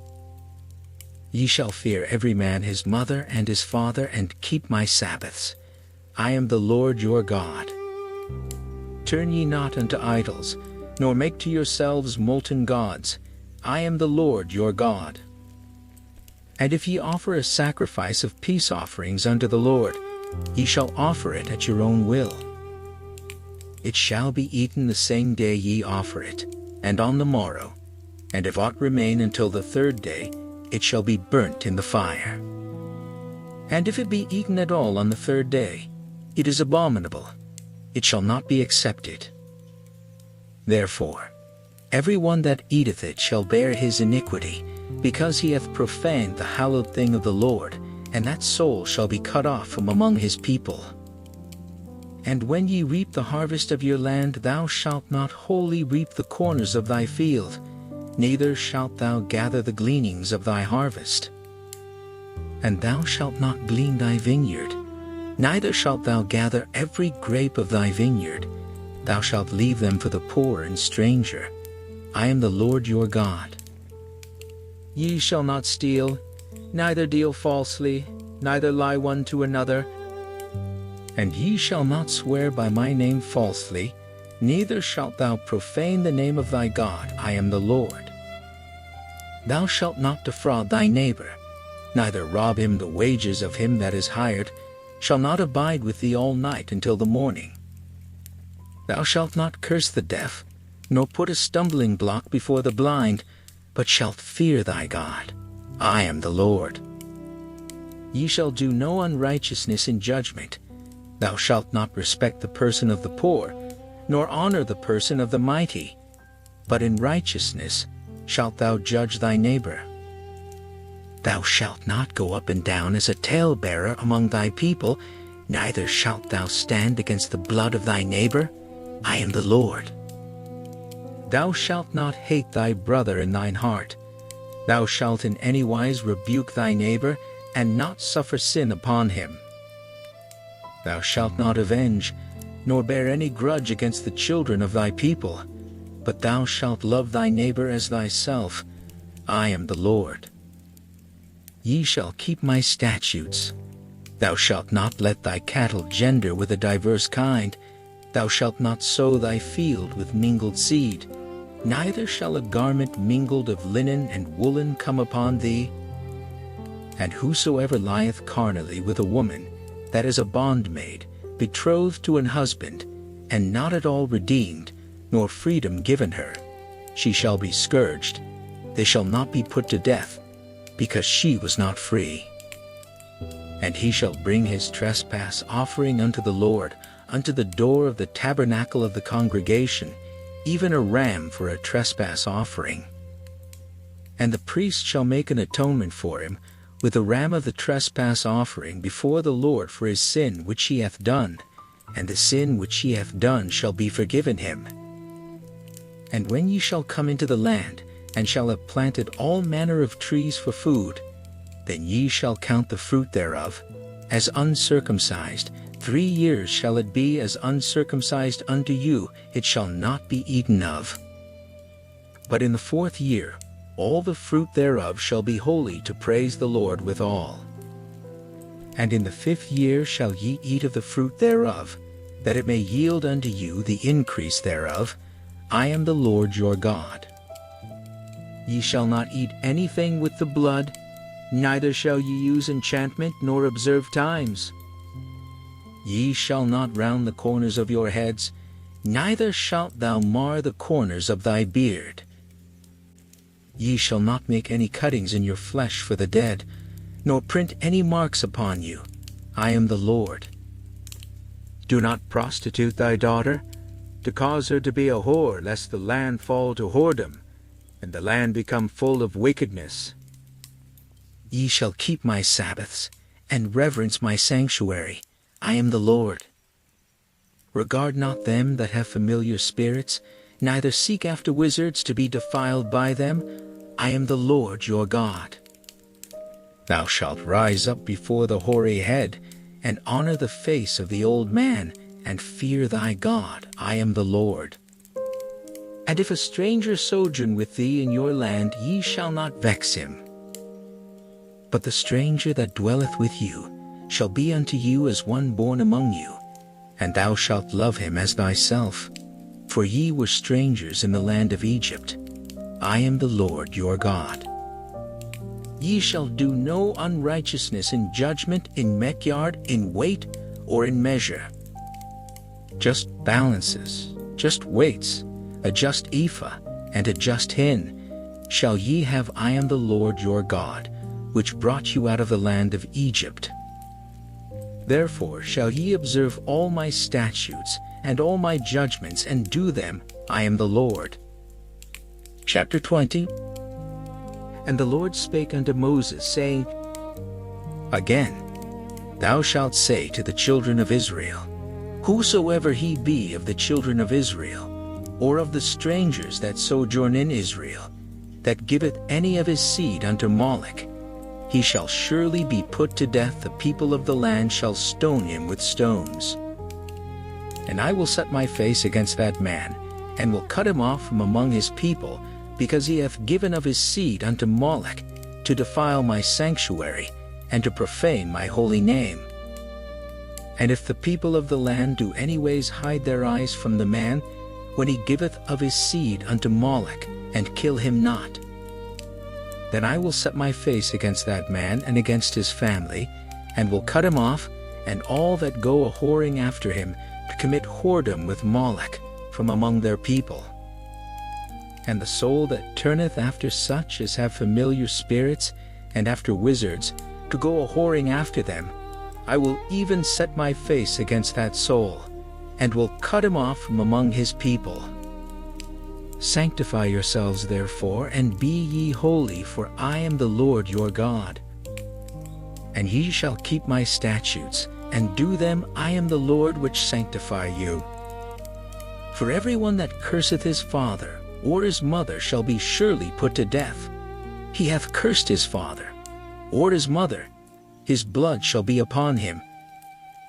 And the man that committeth adultery with another man's wife, even he that committeth adultery with his neighbor's wife, the adulterer and the adulteress shall surely be put to death.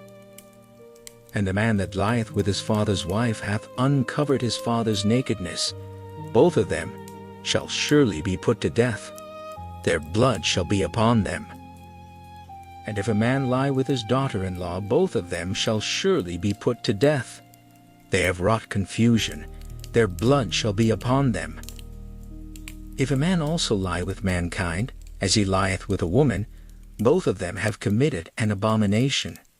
They shall surely be put to death. Their blood shall be upon them. And if a man take a wife and her mother, it is wickedness. They shall be burnt with fire, both he and they, that there be no wickedness among you. And if a man lie with a beast, he shall surely be put to death, and ye shall slay the beast. And if a woman approach unto any beast and lie down thereto, thou shalt kill the woman, and the beast. They shall surely be put to death. Their blood shall be upon them.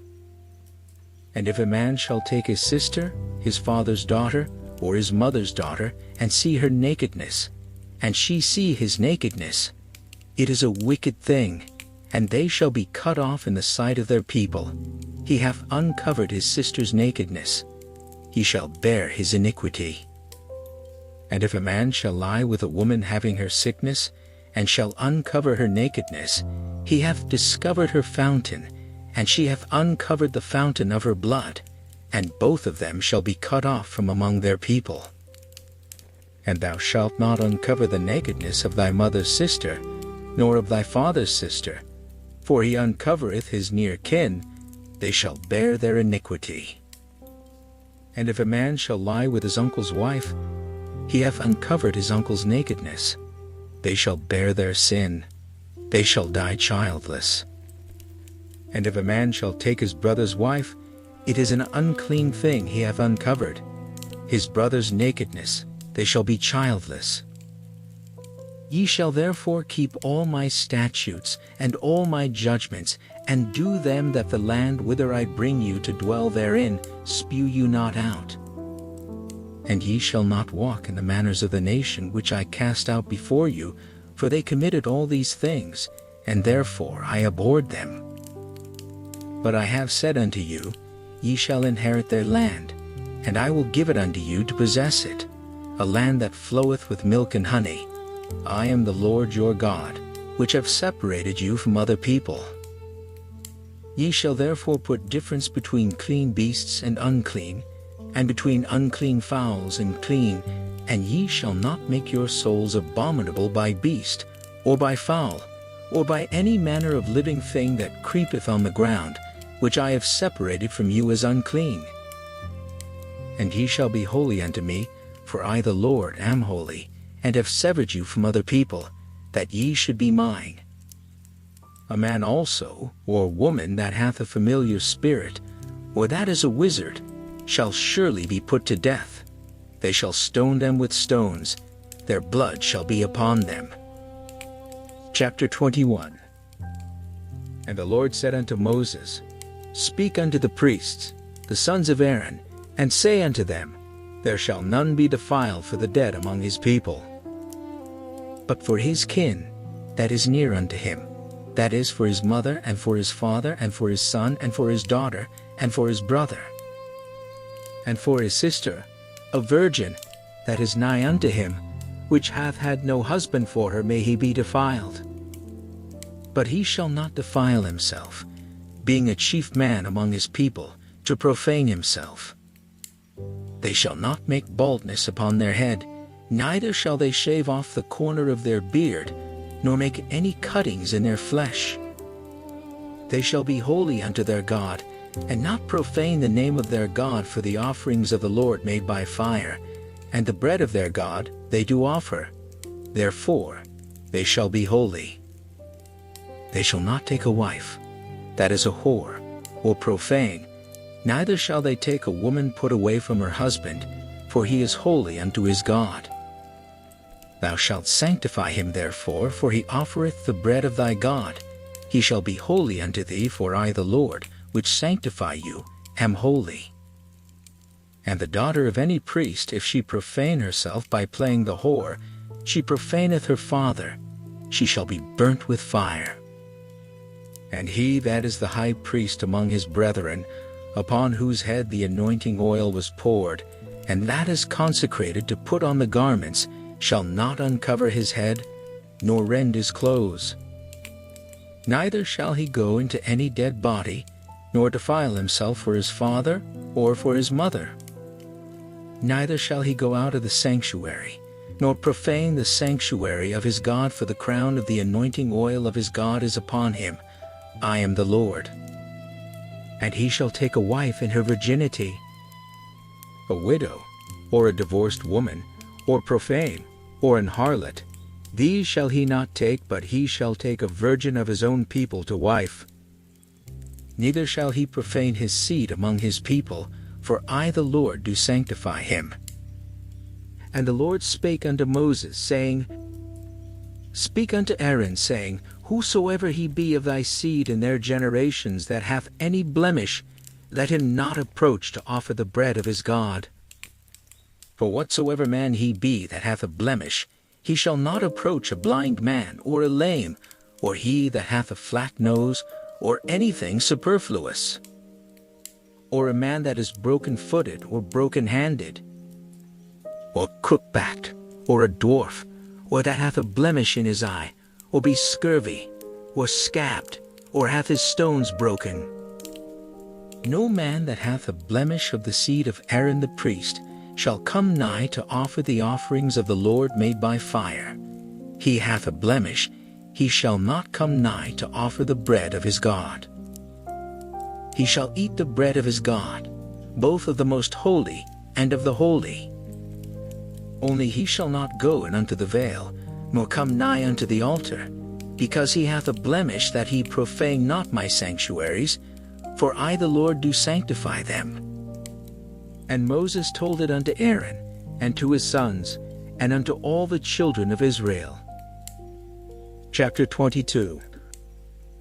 And the Lord spake unto Moses, saying, Speak unto Aaron and to his sons, that they separate themselves from the holy things of the children of Israel, and that they profane not my holy name in those things which they hallow unto me. I am the Lord. Say unto them, Whosoever he be of all your seed among your generations, that goeth unto the holy things which the children of Israel hallow unto the Lord, having his uncleanness upon him, that soul shall be cut off from my presence. I am the Lord. What man soever of the seed of Aaron is a leper, or hath a running issue, he shall not eat of the holy things until he be clean. And whoso toucheth anything that is unclean by the dead, or a man whose seed goeth from him, or whosoever toucheth any creeping thing whereby he may be made unclean, or a man of whom he may take uncleanness, whatsoever uncleanness he hath, the soul which hath touched any such shall be unclean until even, and shall not eat of the holy things, unless he wash his flesh with water. And when the sun is down, he shall be clean, and shall afterward eat of the holy things, because it is his food. That which dieth of itself, or is torn with beasts, he shall not eat to defile himself therewith. I am the Lord. They shall therefore keep mine ordinance, lest they bear sin for it, and die therefore. If they profane it, I the Lord do sanctify them. There shall no stranger eat of the holy thing, a sojourner of the priest, or an hired servant shall not eat of the holy thing. But if the priest buy any soul with his money, he shall eat of it, and he that is born in his house, they shall eat of his meat. If the priest's daughter also be married unto a stranger, she may not eat of an offering of the holy things. But if the priest's daughter be a widow, or divorced, and have no child, and is returned unto her father's house, as in her youth, she shall eat of her father's meat, but there shall no stranger eat thereof. And if a man eat of the holy thing unwittingly, then he shall put the 5th part thereof unto it, and shall give it unto the priest with the holy thing. And they shall not profane the holy things of the children of Israel, which they offer unto the Lord, or suffer them to bear the iniquity of trespass, when they eat their holy things, for I the Lord do sanctify them. And the Lord spake unto Moses, saying, Speak unto Aaron, and to his sons, and unto all the children of Israel, and say unto them, Whatsoever he be of the house of Israel, or of the strangers in Israel, that will offer his oblation for all his vows, and for all his free will offerings, which they will offer unto the Lord for a burnt offering, ye shall offer at your own will a male without blemish of the beeves, of the sheep, or of the goats. But whatsoever hath a blemish, that shall ye not offer for it, shall not be acceptable for you. And whosoever offereth a sacrifice of peace offerings unto the Lord to accomplish his vow, or a free will offering in beeves or sheep, it shall be perfect to be accepted. There shall be no blemish therein. Blind, or broken, or maimed, or having a wen, or scurvy, or scabbed, ye shall not offer these unto the Lord, nor make an offering by fire of them upon the altar unto the Lord. Either a bullock or a lamb that hath anything superfluous or lacking in his parts, that mayest thou offer for a free will offering, but for a vow it shall not be accepted. Ye shall not offer unto the Lord that which is bruised, or crushed, or broken, or cut, neither shall ye make any offering thereof in your land. Neither from a stranger's hand shall ye offer the bread of your God of any of these, because their corruption is in them, and blemishes be in them. They shall not be accepted for you. And the Lord spake unto Moses, saying, When a bullock, or a sheep, or a goat is brought forth, then it shall be 7 days under the dam, and from the 8th day and thenceforth it shall be accepted for an offering made by fire unto the Lord. And whether it be cow or ewe, ye shall not kill it, and her young both in 1 day. And when ye will offer a sacrifice of thanksgiving unto the Lord, offer it at your own will. On the same day it shall be eaten up. Ye shall leave none of it until the morrow. I am the Lord. Therefore shall ye keep my commandments and do them. I am the Lord. Neither shall ye profane my holy name, but I will be hallowed among the children of Israel. I am the Lord which hallow you, that brought you out of the land of Egypt, to be your God. I am the Lord. Chapter 23. And the Lord spake unto Moses, saying, Speak unto the children of Israel, and say unto them concerning the feasts of the Lord, which ye shall proclaim to be holy convocations, even these are my feasts. 6 days shall work be done, but the 7th day is the Sabbath of rest, and holy convocation. Ye shall do no work therein. It is the Sabbath of the Lord in all your dwellings. These are the feasts of the Lord, even holy convocations, which ye shall proclaim in their seasons. In the 14th day of the 1st month at even is the Lord's Passover. And on the 15th day of the same month is the feast of unleavened bread unto the Lord. 7 days ye must eat unleavened bread. In the 1st day ye shall have an holy convocation. Ye shall do no servile work therein. But ye shall offer an offering made by fire unto the Lord 7 days, and the 7th day is an holy convocation. Ye shall do no servile work therein. And the Lord spake unto Moses, saying, Speak unto the children of Israel, and say unto them, When ye be come into the land which I give unto you, and shall reap the harvest thereof, then ye shall bring a sheaf of the first fruits of your harvest unto the priest. And he shall wave the sheaf before the Lord to be accepted for you on the morrow, after the Sabbath. The priest shall wave it.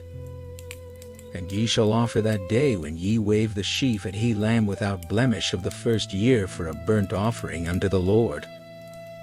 And the meat offering thereof shall be 2/10 deals of fine flour mingled with oil, an offering made by fire unto the Lord for a sweet savor. And the drink offering thereof shall be of wine, the 4th part of an hin. And ye shall eat neither bread nor parched corn nor green ears, until the selfsame day that ye have brought an offering unto your God. It shall be a statute forever, throughout your generations in all your dwellings. And ye shall count unto you from the morrow after the Sabbath, from the day that ye brought the sheaf of the wave offering. 7 Sabbaths shall be complete. Even unto the morrow after the 7th Sabbath shall ye number 50 days, and ye shall offer a new meat offering unto the Lord. Ye shall bring out of your habitations 2 wave loaves of 2/10 deals. They shall be of fine flour. They shall be baken with leaven. They are the firstfruits unto the Lord. And ye shall offer with the bread 7 lambs without blemish of the 1st year, and 1 young bullock, and 2 rams. They shall be for a burnt offering unto the Lord, with their meat offering, and their drink offerings, even an offering made by fire, of sweet savor unto the Lord. Then ye shall sacrifice 1 kid of the goats for a sin offering, and 2 lambs of the first year for a sacrifice of peace offerings. And the priest shall wave them with the bread of the first fruits for a wave offering before the Lord. With the 2 lambs, they shall be holy to the Lord for the priest. And ye shall proclaim on the selfsame day, that it may be an holy convocation unto you. Ye shall do no servile work therein. It shall be a statute forever, in all your dwellings throughout your generations. And when ye reap the harvest of your land, thou shalt not make clean riddance of the corners of thy field when thou reapest, neither shalt thou gather any gleaning of thy harvest. Thou shalt leave them unto the poor, and to the stranger. I am the Lord your God. And the Lord spake unto Moses, saying, Speak unto the children of Israel, saying, In the 7th month, in the 1st day of the month, shall ye have a Sabbath, a memorial of blowing of trumpets, and holy convocation. Ye shall do no servile work therein, but ye shall offer an offering made by fire unto the Lord. And the Lord spake unto Moses, saying, Also on the 10th day of this 7th month, there shall be a day of atonement. It shall be an holy convocation unto you, and ye shall afflict your souls, and offer an offering made by fire unto the Lord. And ye shall do no work in that same day, for it is a day of atonement, to make an atonement for you before the Lord your God. For whatsoever soul it be that shall not be afflicted in that same day, he shall be cut off from among his people. And whatsoever soul it be that doeth any work in that same day, the same soul will I destroy from among his people.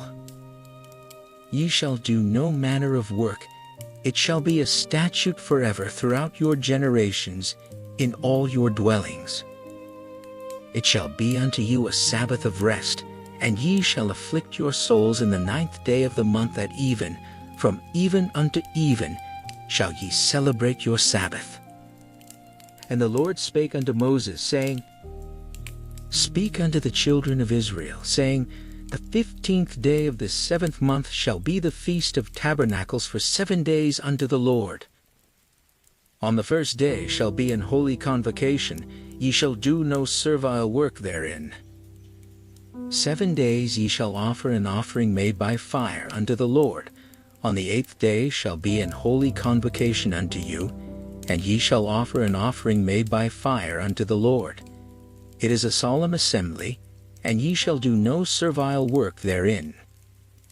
These are the feasts of the Lord, which ye shall proclaim to be holy convocations, to offer an offering made by fire unto the Lord, a burnt offering, and a meat offering, a sacrifice, and drink offerings, everything upon his day. Beside the Sabbaths of the Lord, and beside your gifts, and beside all your vows, and beside all your freewill offerings, which ye give unto the Lord. Also in the 15th day of the 7th month, when ye have gathered in the fruit of the land, ye shall keep a feast unto the Lord. 7 days on the 1st day shall be a Sabbath, and on the 8th day shall be a Sabbath. And ye shall take you on the 1st day the boughs of goodly trees, branches of palm trees, and the boughs of thick trees, and willows of the brook, and ye shall rejoice before the Lord your God 7 days. And ye shall keep it a feast unto the Lord 7 days in the year. It shall be a statute forever in your generations. Ye shall celebrate it in the 7th month. Ye shall dwell in booths 7 days. All that are Israelites born shall dwell in booths. That your generations may know that I made the children of Israel to dwell in booths, when I brought them out of the land of Egypt. I am the Lord your God. And Moses declared unto the children of Israel the feasts of the Lord. Chapter 24. And the Lord spake unto Moses, saying, Command the children of Israel, that they bring unto thee pure oil, olive beaten for the light, to cause the lamps to burn continually. Without the veil of the testimony in the tabernacle of the congregation shall Aaron order it from the evening unto the morning before the Lord continually. It shall be a statute forever in your generations. He shall order the lamps upon the pure candlestick before the Lord continually. And thou shalt take fine flour, and bake 12 cakes thereof. 2/10 deals shall be in 1 cake. And thou shalt set them in 2 rows, 6 on a row, upon the pure table before the Lord. And thou shalt put pure frankincense upon each row, that it may be on the bread for a memorial, even an offering made by fire unto the Lord. Every Sabbath he shall set it in order before the Lord continually, being taken from the children of Israel by an everlasting covenant. And it shall be Aaron's and his sons, and they shall eat it in the holy place, for it is most holy unto him of the offerings of the Lord made by fire by a perpetual statute. And the son of an Israelitish woman, whose father was an Egyptian, went out among the children of Israel. And this son of the Israelitish woman and a man of Israel strove together in the camp. And the Israelitish woman's son blasphemed the name of the Lord, and cursed. And they brought him unto Moses, and his mother's name was Shelomith, the daughter of Dibri, of the tribe of Dan. And they put him in ward, that the mind of the Lord might be showed them. And the Lord spake unto Moses, saying, Bring forth him that hath cursed without the camp, and let all that heard him lay their hands upon his head, and that all the congregation stone him. And thou shalt speak unto the children of Israel, saying, Whosoever curseth his God shall bear his sin. And he that blasphemeth the name of the Lord, he shall surely be put to death, and all the congregation shall certainly stone him as well. The stranger, as he that is born in the land, when he blasphemeth the name of the Lord, shall be put to death. And he that killeth any man shall surely be put to death. He that killeth a beast shall make it good beast for beast. And if a man cause a blemish in his neighbor as he hath done, so shall it be done to him. Breach for breach, eye for eye, tooth for tooth, as he hath caused a blemish in a man, so shall it be done to him again. And he that killeth a beast, he shall restore it. And he that killeth a man, he shall be put to death. Ye shall have one manner of law as well for the stranger, as for one of your own country, for I am the Lord your God. And Moses spake to the children of Israel, that they should bring forth him that had cursed out of the camp, and stone him with stones. And the children of Israel did as the Lord commanded Moses.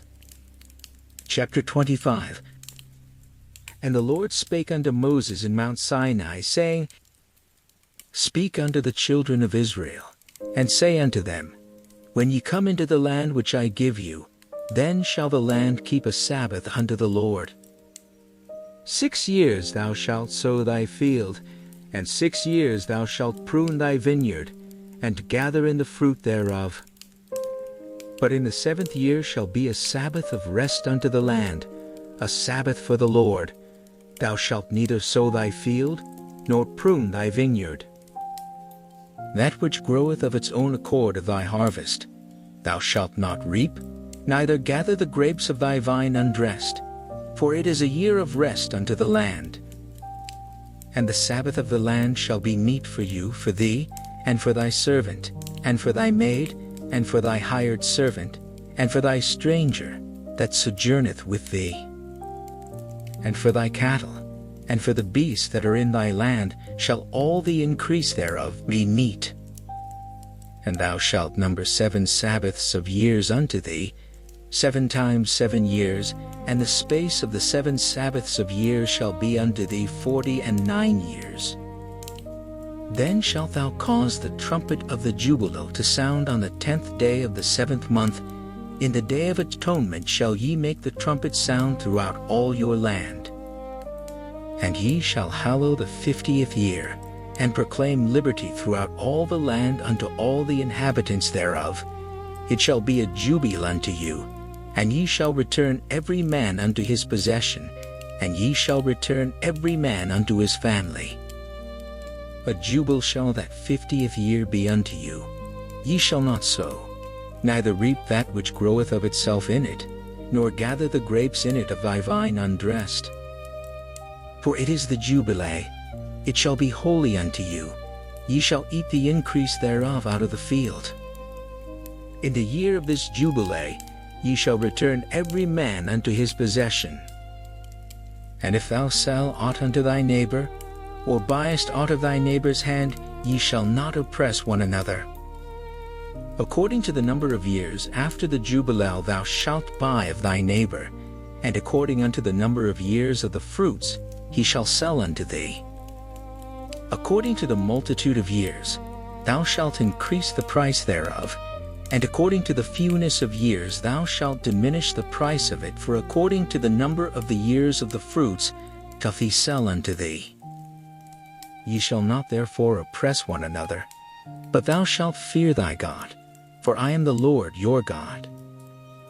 Wherefore ye shall do my statutes, and keep my judgments, and do them, and ye shall dwell in the land in safety. And the land shall yield her fruit, and ye shall eat your fill, and dwell therein in safety. And if ye shall say, What shall we eat the 7th year? Behold, we shall not sow nor gather in our increase. Then I will command my blessing upon you in the 6th year, and it shall bring forth fruit for 3 years. And ye shall sow the 8th year, and eat yet of old fruit, until the 9th year, until her fruits come, and ye shall eat of the old store. The land shall not be sold forever, for the land is mine, for ye are strangers and sojourners with me. And in all the land of your possession ye shall grant a redemption for the land. If thy brother be waxen poor, and hath sold away some of his possession, and if any of his kin come to redeem it, then shall he redeem that which his brother sold. And if the man have none to redeem it, and himself be able to redeem it, then let him count the years of the sale thereof, and restore the overplus unto the man to whom he sold it, that he may return unto his possession. But if he be not able to restore it to him, then that which is sold shall remain in the hand of him that hath bought it, until the year of Jubilee, and in the Jubilee it shall go out, and he shall return unto his possession.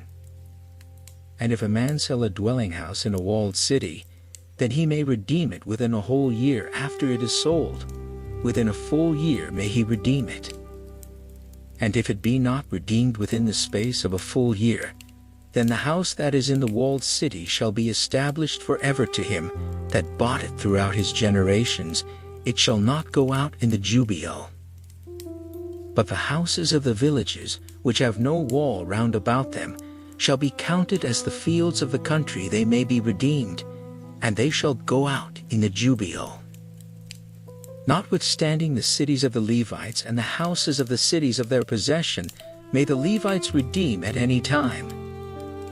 And if a man purchase of the Levites, then the house that was sold and the city of his possession shall go out in the year of Jubilee, for the houses of the cities of the Levites are their possession among the children of Israel. But the field of the suburbs of their cities may not be sold, for it is their perpetual possession. And if thy brother be waxen poor, and fallen in decay with thee, then thou shalt relieve him, yea, though he be a stranger, or a sojourner, that he may live with thee. Take thou no usury of him, or increase, but fear thy God, that thy brother may live with thee. Thou shalt not give him thy money upon usury, nor lend him thy victuals for increase. I am the Lord your God, which brought you forth out of the land of Egypt, to give you the land of Canaan, and to be your God. And if thy brother that dwelleth by thee be waxen poor, and be sold unto thee, thou shalt not compel him to serve as a bondservant. But as an hired servant, and as a sojourner, he shall be with thee, and shall serve thee unto the year of Jubilee. And then shall he depart from thee, both he and his children with him, and shall return unto his own family, and unto the possession of his fathers shall he return. For they are my servants, which I brought forth out of the land of Egypt. They shall not be sold as bondmen. Thou shalt not rule over him with rigor, but shalt fear thy God. Both thy bondmen and thy bondmaids, which thou shalt have, shall be of the heathen that are round about you. Of them shall ye buy bondmen and bondmaids. Moreover, of the children of the strangers that do sojourn among you, of them shall ye buy, and of their families that are with you, which they begat in your land, and they shall be your possession.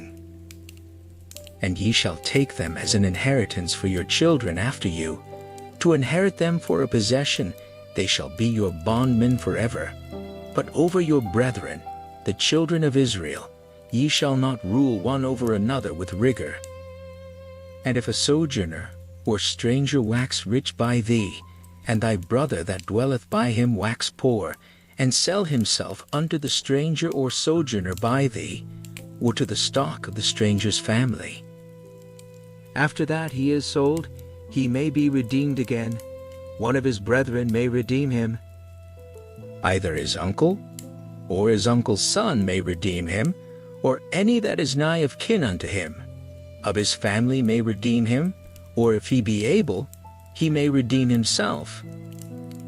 And he shall reckon with him that bought him from the year that he was sold to him unto the year of Jubilee. And the price of his sale shall be according unto the number of years, according to the time of an hired servant shall it be with him. If there be yet many years behind, according unto them he shall give again the price of his redemption out of the money that he was bought for. And if there remain but few years unto the year of Jubilee, then he shall count with him, and according unto his years shall he give him again the price of his redemption. And as a yearly hired servant shall he be with him, and the other shall not rule with rigor over him in thy sight. And if he be not redeemed in these years, then he shall go out in the year of Jubilee, both he and his children with him. For unto me the children of Israel are servants. They are my servants, whom I brought forth out of the land of Egypt. I am the Lord your God. Chapter 26. Ye shall make you no idols, nor graven image, neither rear you up a standing image, neither shall ye set up any image of stone in your land, to bow down unto it, for I am the Lord your God. Ye shall keep my Sabbaths, and reverence my sanctuary. I am the Lord. If ye walk in my statutes, and keep my commandments, and do them, then I will give you rain in due season, and the land shall yield her increase, and the trees of the field shall yield their fruit.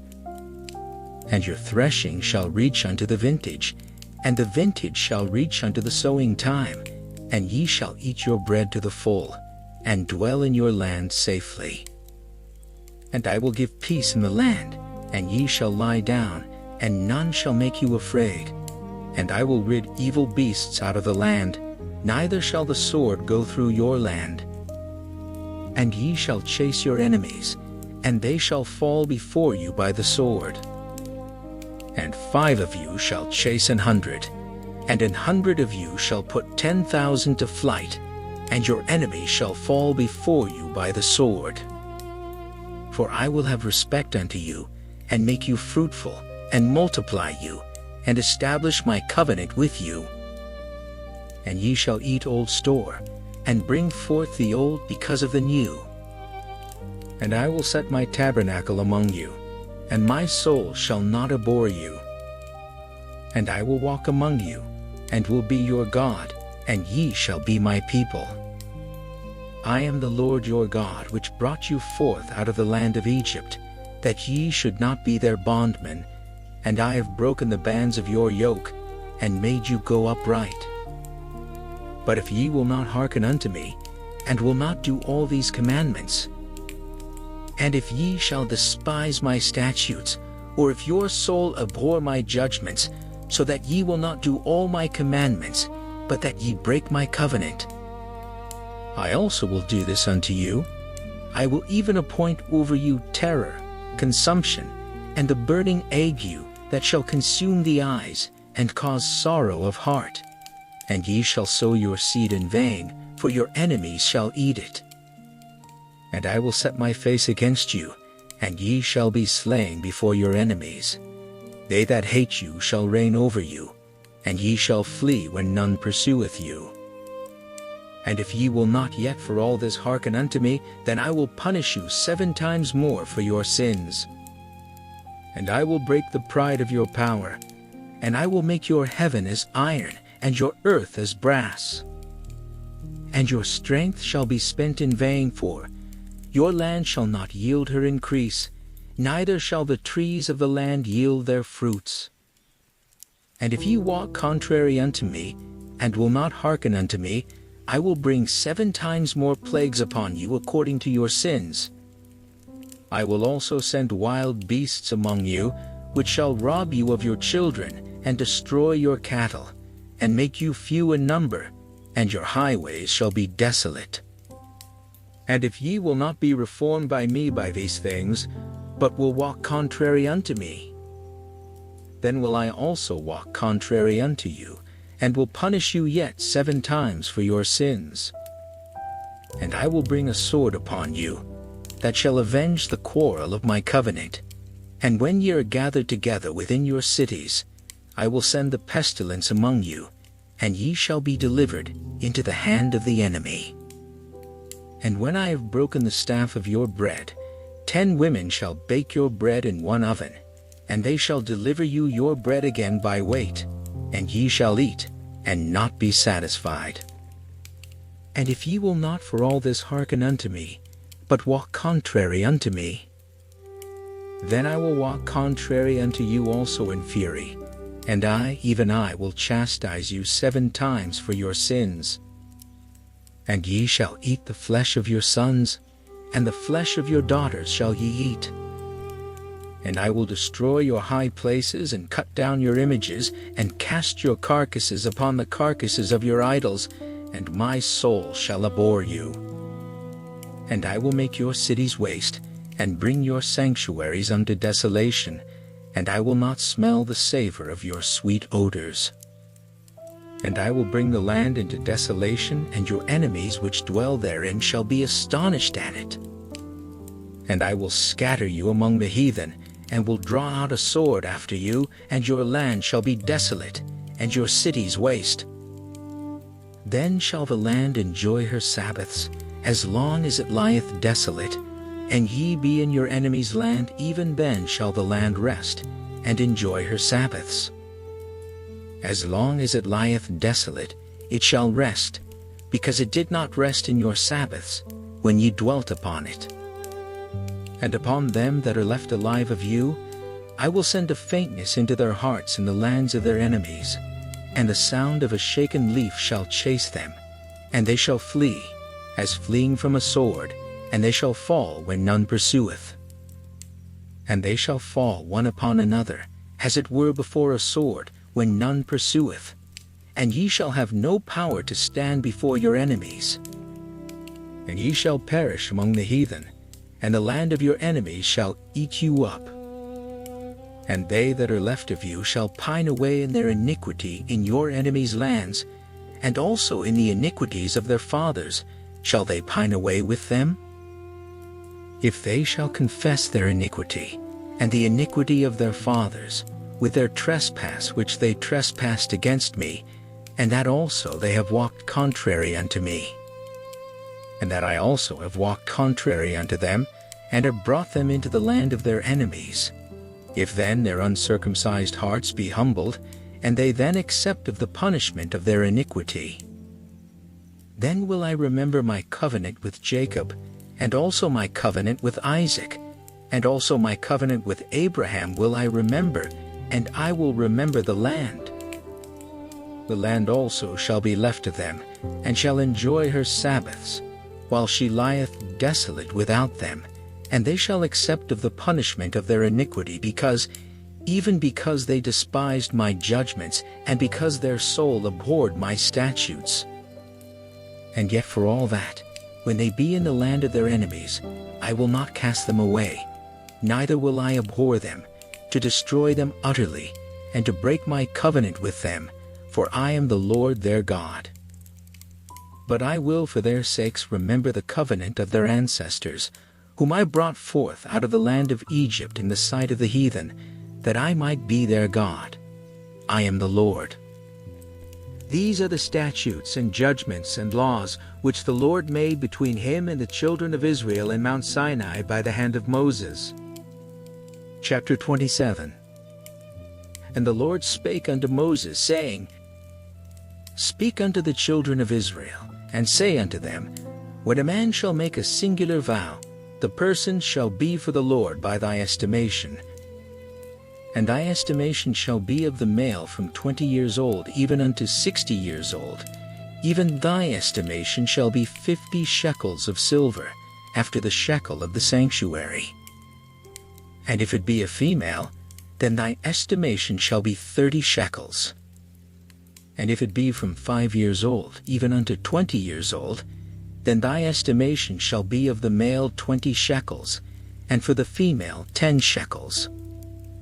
And if it be from a month old even unto 5 years old, then thy estimation shall be of the male 5 shekels of silver, and for the female thy estimation shall be 3 shekels of silver.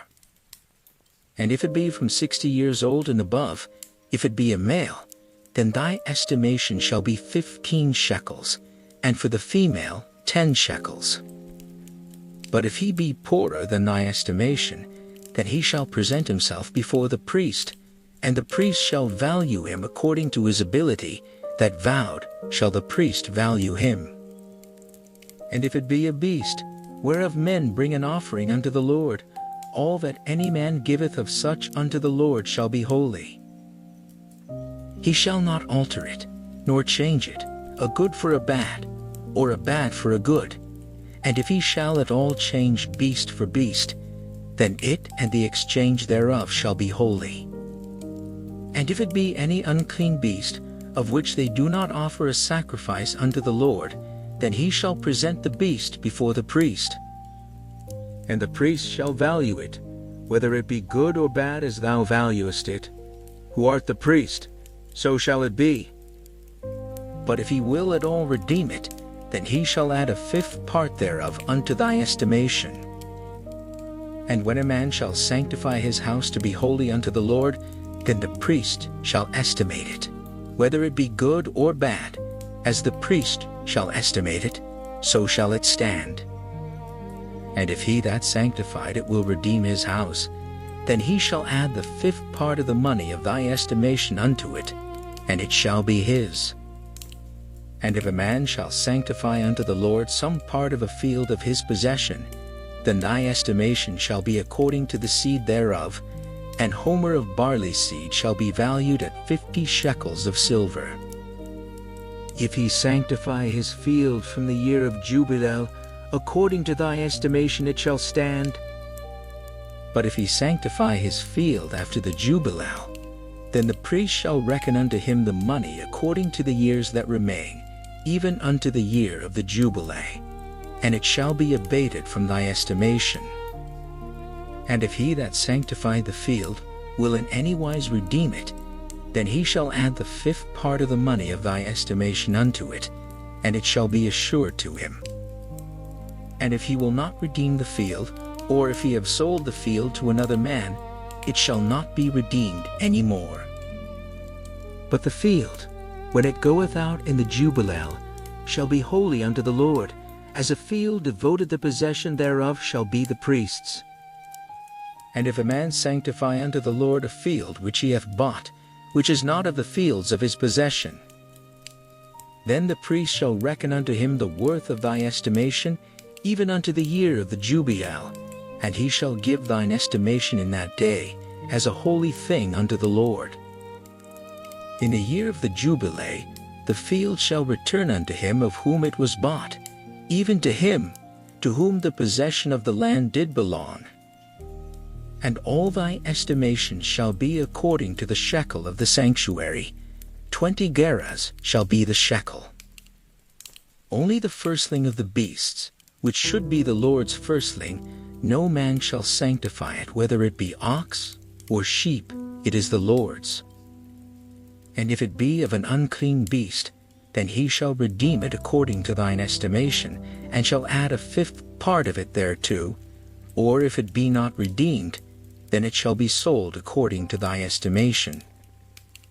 Notwithstanding no devoted thing, that a man shall devote unto the Lord of all that he hath, both of man and beast, and of the field of his possession, shall be sold or redeemed. Every devoted thing is most holy unto the Lord. None devoted, which shall be devoted of men, shall be redeemed, but shall surely be put to death. And all the tithe of the land, whether of the seed of the land or of the fruit of the tree, is the Lord's. It is holy unto the Lord. And if a man will at all redeem aught of his tithes, he shall add thereto the fifth part thereof. And concerning the tithe of the herd, or of the flock, even of whatsoever passeth under the rod, the 10th shall be holy unto the Lord. He shall not search whether it be good or bad, neither shall he change it.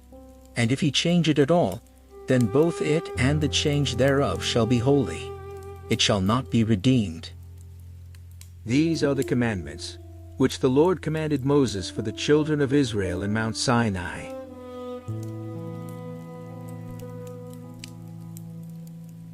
Leviticus can feel at first like an unfamiliar book filled with instructions for offerings, for cleanliness, for the rhythms of daily life among the priests and the people.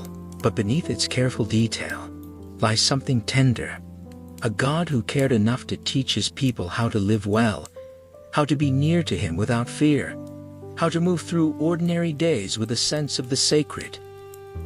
There is a quiet comfort in structure. In Leviticus, we see a people learning that rest itself was holy, that even the land was given seasons to lie still, and that human hearts, too, were meant for regular rhythms of renewal. The instructions about atonement remind us that separation was never God's desire. Nearness was always the goal. Every offering, every ritual pointed toward reconciliation, toward a relationship restored. We might reflect tonight on the idea that our own lives, too, are made of rhythms, seasons of labor and seasons of rest, seasons of effort and seasons of stillness.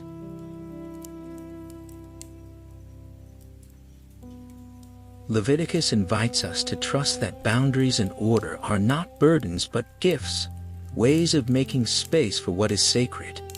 There is also a deep thread of provision running through this book: care for the poor, for the stranger, for the land itself.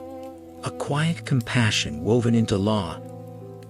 As you rest tonight, you might simply hold the thought that you too are cared for in careful and quiet ways, even in seasons you don't fully understand. There is no need to grasp every detail, only to trust that behind every instruction was a heart that wanted to be near. Let your thoughts settle now, unhurried, as we move toward a closing prayer.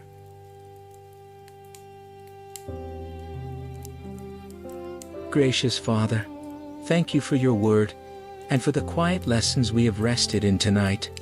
Thank you for a faith that has endured across so many centuries, still speaking gently into our present moment. Let your truth remain settled in our hearts as we drift toward sleep, quiet and unshaken. Watch over us through the hours of the night, guide our thoughts toward peace, and guard us from worry and restlessness. Be near to us, as you have always desired to be near to your people. Let us wake refreshed, carrying with us a small measure of the stillness we have found here tonight. We thank you for your steady presence, now and always. Amen.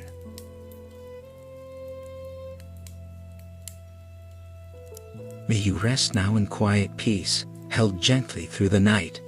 May your heart be at ease, your mind unburdened, and your sleep deep and untroubled.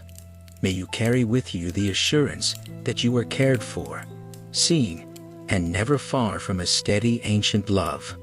Rest well, dear friend. Peace be with you.